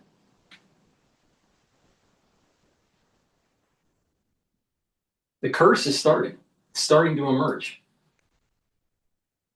We saw the September labor report. We said going in, the most important number is the unemployment rate. Forget payrolls. They're overstated. They haven't been benchmarked, blah, blah, blah, seasonal noise. Look at the unemployment rate, and it went up, and nobody expected it to go up. So that was the news. The news was the labor market is weakening. The Fed is a go. And that looks to be where they've landed. And yeah, I think, Tom, that the trick is the committee is in such a hawkish mood because the GDP tracking is so strong and the economy seems basically okay. The stock market's at the highs. So what's the big deal? Meanwhile, I've got an inflation problem. But if this labor market problem keeps creeping in and those cracks keep deepening, of course the Fed is going to pay attention to that. Joy is very hard to come by whenever you're going through something like this. All right, so what we're going to do now is play a CNN clip talking about Zelensky's top advisor resigning. Please go to my store, the-studio-reykjavik.com. Get the drops. These are made from structural nanosilver. If you have a throat irritation, take them right away to mitigate that throat irritation. Super important during the winter season and also the allergy season in the spring. And get some of these for a stocking stuffer for gifts. Be prepared. Get a few bags for your household and for work. The moment you have that throat irritation, take the drops. They work very effectively. So please go to my store, the-studio-reykjavik.com. Get the honey and lemon, also the cherry flavor, and get the blueberry. Very high quality. Get a few bags for your household. Use discount 5. You get $5 off any order. If you spend $100 or more, you get a free gift until supplies last. Be prepared for the winter season. And get some gifts. Get some supplements from my store, the-studio-reykjavik.com. Get people to start thinking about their health, slow down the aging process, and boost up that immune system. All right, let's listen to CNN. Coming on one of the top stories that we've been following here, and that is the investigation or the raid on the home of President Zelensky's chief of staff. Nick Walsh here with more. Nick, what have you been learning in the last few minutes? Well, it is certainly, I think, a seismic piece of political news for the embattled administration of President Volodymyr Zelensky. Now, hours after his top chief of staff, his top negotiator, Andrei Yermak's home and office was raided by anti-corruption negotiators. Which point out they didn't immediately emerge and said they found anything, and they apparently acted without impediment. But Andrei Yermak, the second most powerful politician in that government, has submitted his resignation. This has happened in just the last minutes, but Volodymyr Zelensky himself has said, "I want no one to have any questions about Ukraine today. We have the following internal decisions. First, there will be a reboot of the office of the President of Ukraine. The head of the office, Andrei Yermak, has written a letter of resignation." Now, I should point out that over the last 3.5 years, there's been quite a churn inside Kiev's cabinet, Zelensky's cabinet. Many top officials in many roles have changed. There's been a lot of cabinet reshuffle. But the departure of Yermak, the timing so closely associated with this raid, is clearly a reflection of the pressure that Zelensky has found himself under. We've heard from European allies consistently sounding the need for caution when it comes to corruption. This is becoming, I think, a distraction from the message Zelensky is trying to put out about unity around whatever demands diplomatically will be made of Ukraine. And of course, it's very complex for Ukraine in a moment like this to have its peace negotiations led by a man who's had investigators in his own home a matter of hours later. So a moment, I think, of extraordinary complexity for President Zelensky here. Clearly, the decision has been made that they need to try and turn the page, but whatever comes now in this corruption investigation must be distanced from the Zelensky administration. But ultimately, too, this, some argues, potentially puts President Zelensky closer into the firing line. There's no buffer between him and the outside world now, were the investigation to expand in any way further at all. And clearly, Zelensky felt or Yermak felt the need to act here, and that's something his opponents, and certainly Moscow, will seize upon, Becky. Our best hits on drums are here. Go acoustic with $250 off PDP by DW, or plug in with $150 off Alesis. Grab them before prices go up and shop Black Friday. Yeah, and that's what we've got to talk about. Where does this leave talks, the prospect for peace at this point? We've got a US drafted plan doing rounds. What's your sense, Nick? Look, I mean, the entirety of the negotiation team was not just Andrei Yermak. He led it, but there was Rustem Umerov. There are plenty of others who can continue the work. So I think it's important not to overemphasize quite what this does to Ukraine's negotiating strategy, the ultimate decisions of which will be made by Zelensky anyway. But you do have a credibility issue when you have a change of key negotiator this deep into this kind of process. It is certainly something the Russians will seize upon. They've already been pointing towards the legitimacy of the Ukrainian government, saying Putin that they cannot sign agreements with Russia because they haven't had elections recently. They will pick upon this too. Let me add into this as well. I am grateful to add his words of President Zelensky. I'm grateful to Andrei for always representing Ukraine's position in the negotiation track exactly as it should be. There's always been a patriotic position, but I want there to be no rumors or speculation. As for now, the new head of the office tomorrow, I will hold consultations with those who could lead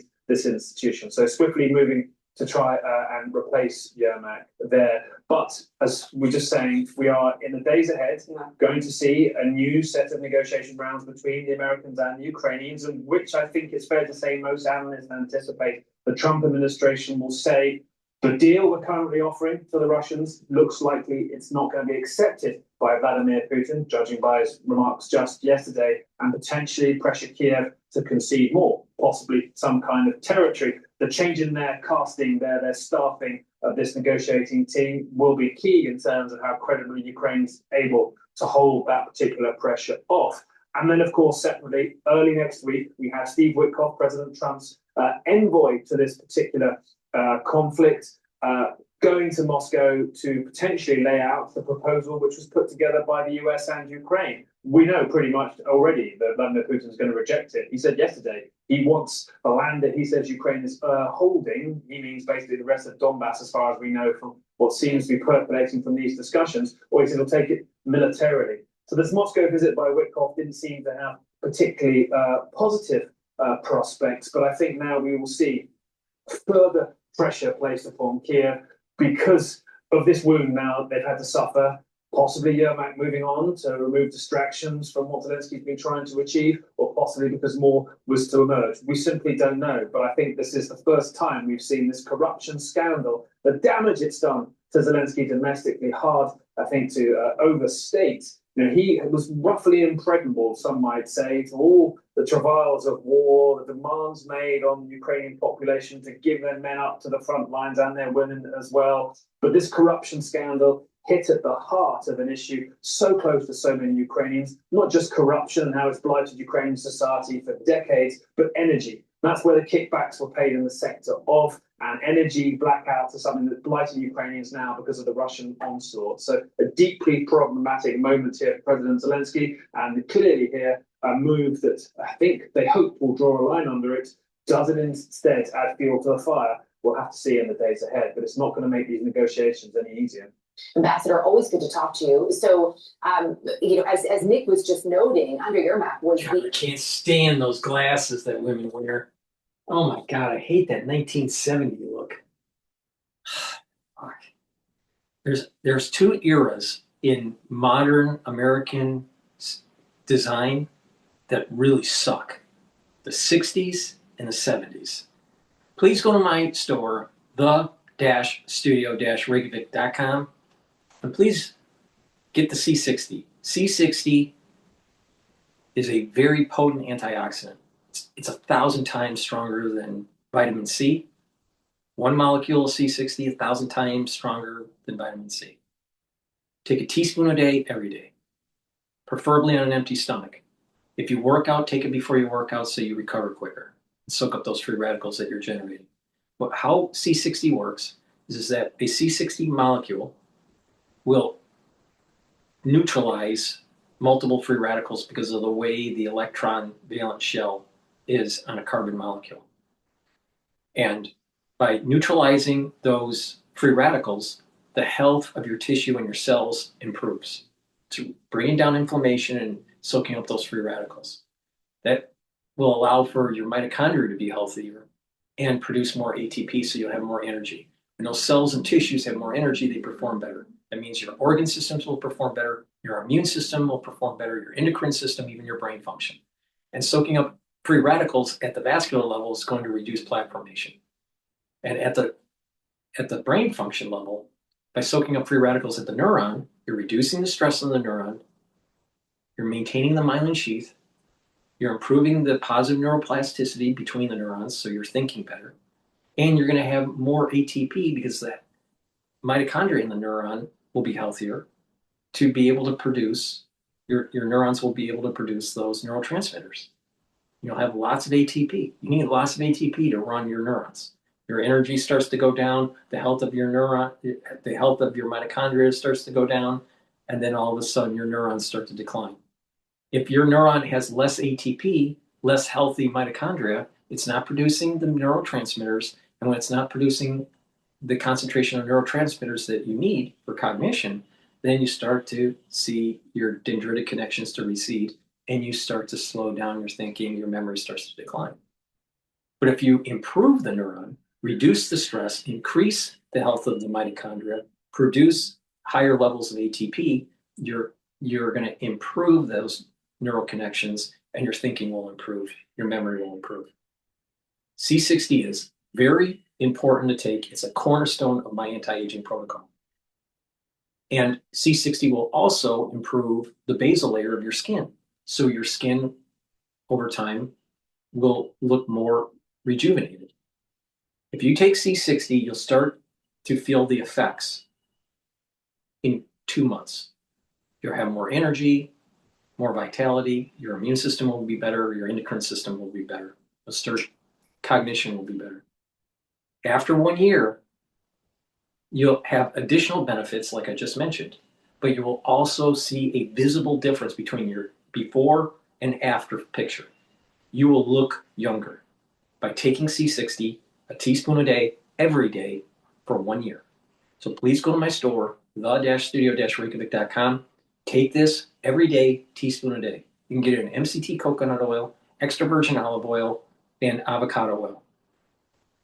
You can get it in a 2 ounce, a 4 ounce, or an 8 ounce configuration. It is cheaper per ounce to get the higher ounce configuration. Use discount 5, you get $5 off any order. And if you spend $100 or more, you get a free gift until supplies last. Please go to my store, the-studio-reykjavik.com. And I can't stand this 1970 glasses for a women look. God, it's just so 70s. Man leading Ukraine's negotiations here. So how does this complicate these negotiations now? Well, we will see. It's right. We will see over the next month or so. But Andriy Yermak was a controversial person. He was controversial domestically in Ukraine. He was controversial internationally among observers. So this may, in some sense, help Zelensky move forward on this. As Nick points out, Zelensky wants to draw a line under this investigation. He has fired a couple of ministers, and now he's accepted the resignation of another person apparently implicated. So Zelensky is trying to put that behind him.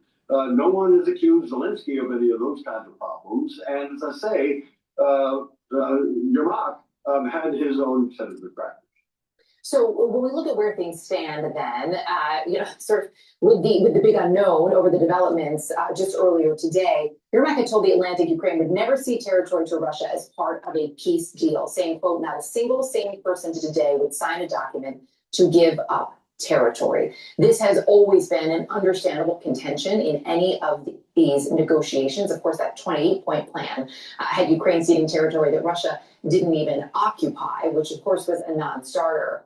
How much of the focus, right, or how high on the list, I should say, is this idea of territory at this point as Ukraine moves forward to try to get something done? Very high, Erica, very high. It's right up there, the top couple of issues. And Yermak is right, and Zelensky has made the same exact point. That is, Ukrainians are not going to give up legal claim to all of their territory, all of the 1991 borders. They will acknowledge, that the Russians occupied, what you're showing there, that shown in red is 19% of Ukraine's territory is occupied right now. That's a fact by the Russians. That's a fact. They will acknowledge that fact. They will not give up claim. They will not acknowledge that the Russians own that, nor should anyone else, nor should the Americans, nor should the Europeans, and the Ukrainians will never give up claim to that territory. There has been an ongoing discussion for some time now about what it is that would actually get Moscow to budge a little bit, to concede something, because the concessions have largely come or been asked of the Ukrainians at this point. There is, depending on who you talk to, some evidence that sanctions may be having an impact. But I was speaking earlier with Colonel Cedric Clayton, who said he really felt it was only the presence of troops, maybe NATO troops, that would really push Russia in that direction. Do you agree?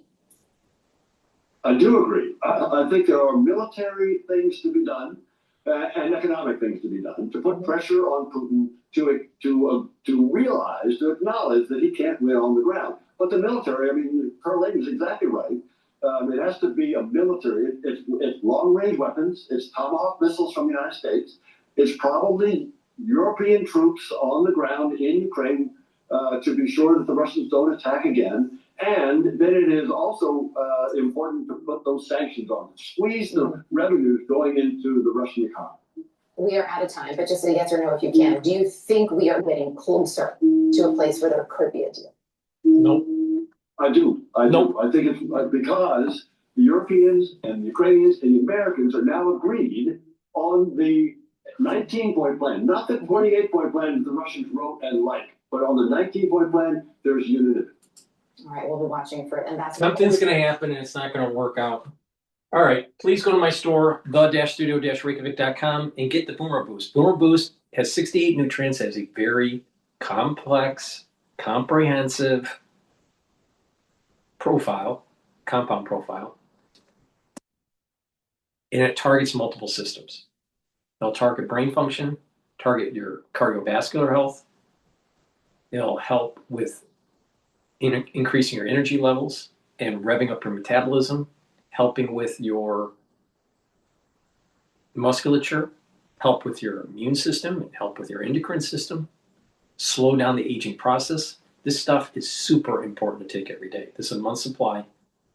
And the best way to take this is to take it with, you can take it by itself. You can take it with Gladiator barley or heirloom barley. You can also take it with my core protocol, which is the multivitamin, the probiotic,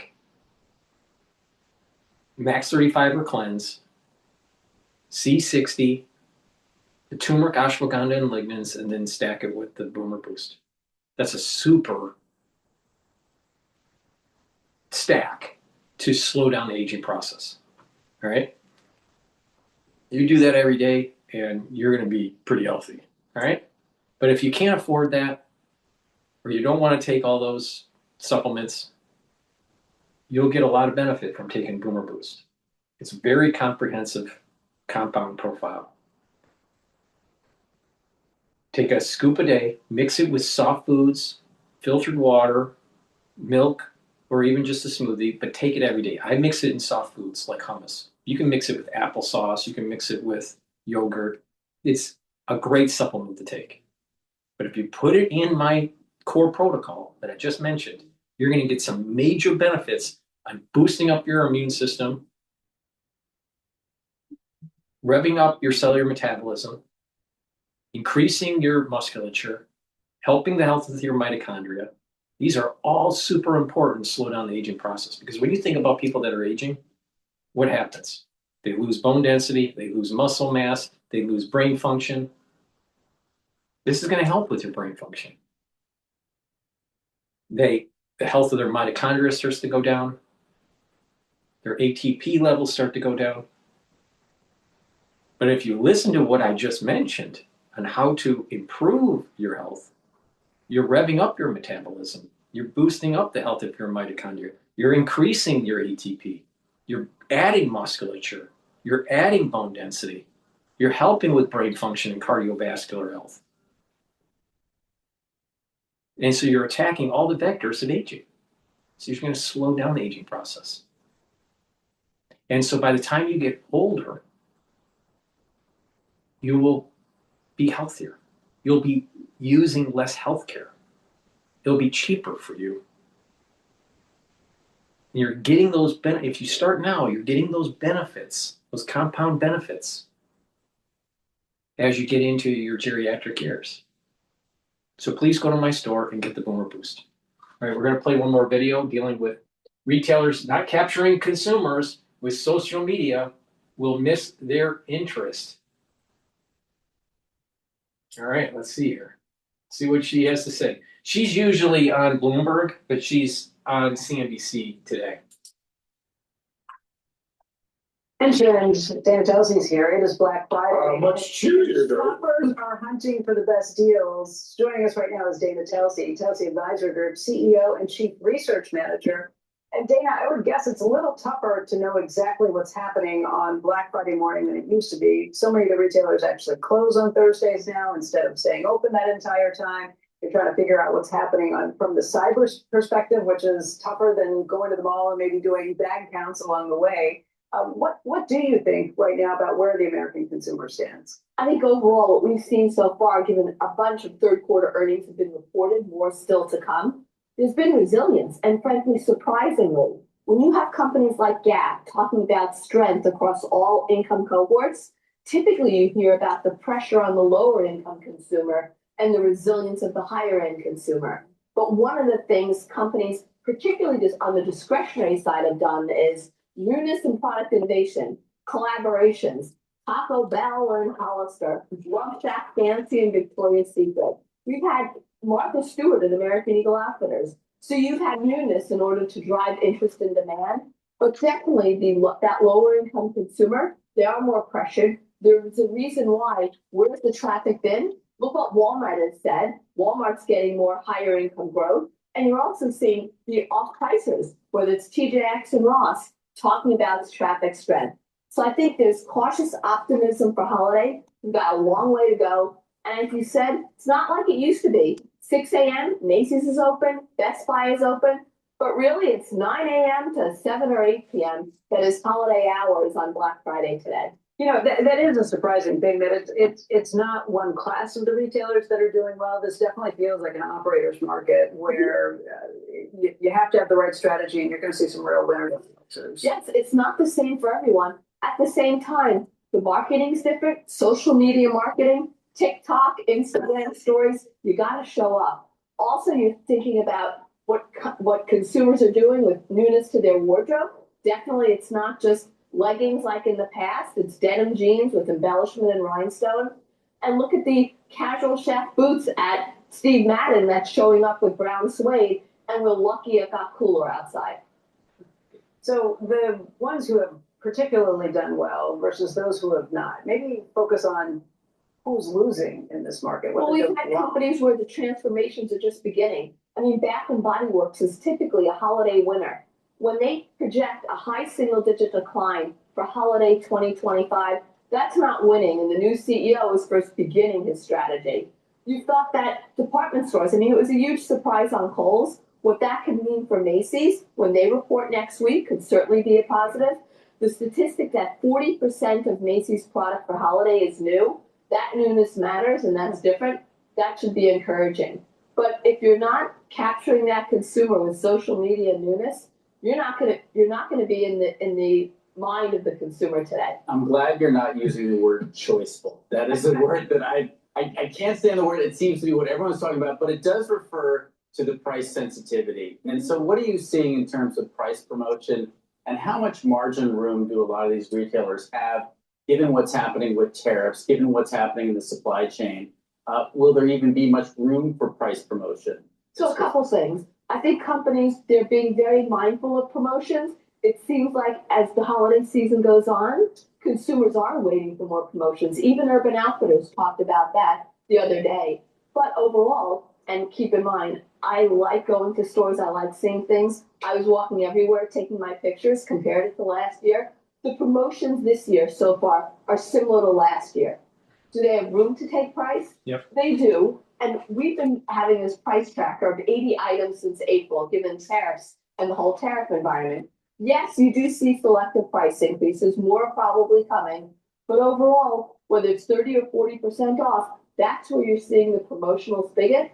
And it's not scary. It's something that retailers are managing. inventory levels for the most part, they're wearing down from the lower priced items before tariffs. That remains to be seen as we go through 2026. As she's talking, I'm looking at a email, all right?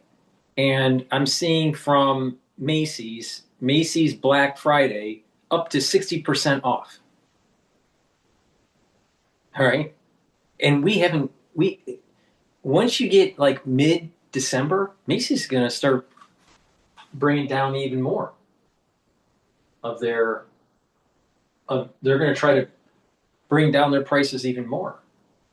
I'll tell you, there's serious discounts out there if you look for them. But the question is do people have the money to buy? And I think there is a big part of society that's strapped. Now, what's interesting here is that, okay, holiday shopping at a glance, top items, clothing and accessories, 76%. Hey, zoom this in. Electronics, 56%. Toys and hobbies, 52%. Gift cards, 51%. Home and kitchen, 38%. Food and beverage, 34%. Health and wellness, 32%. And pet products, 27%. So the bulk of the shopping it's about clothes and electronics and hobbies and toys.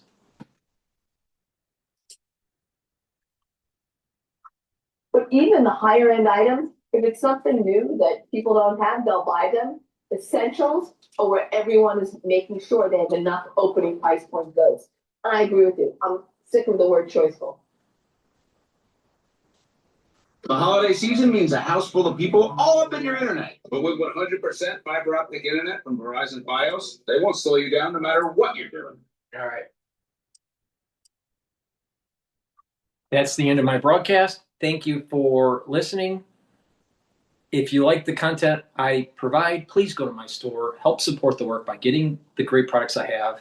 I have great supplements that will improve your health. If you stack them the way I tell you to, and you take them regularly, you will slow down the aging process and get healthy. I also have ebooks and course material on immunology and pulmonology that you can learn from. All these videos I do are for free. Please help support the work I do by donating. You can donate through Stripe, PayPal, or buy me a coffee on my website, on the homepage. You can also be a paid member to my Patreon and Substack channel. There's many ways to follow my work. I put all these videos out there for free. You can also listen to audio files on Apple Podcast, Podomatic, and on my website under broadcast, under audio, or under the live stream. Thank you for listening and have a nice day. And by the way, stop Marxism.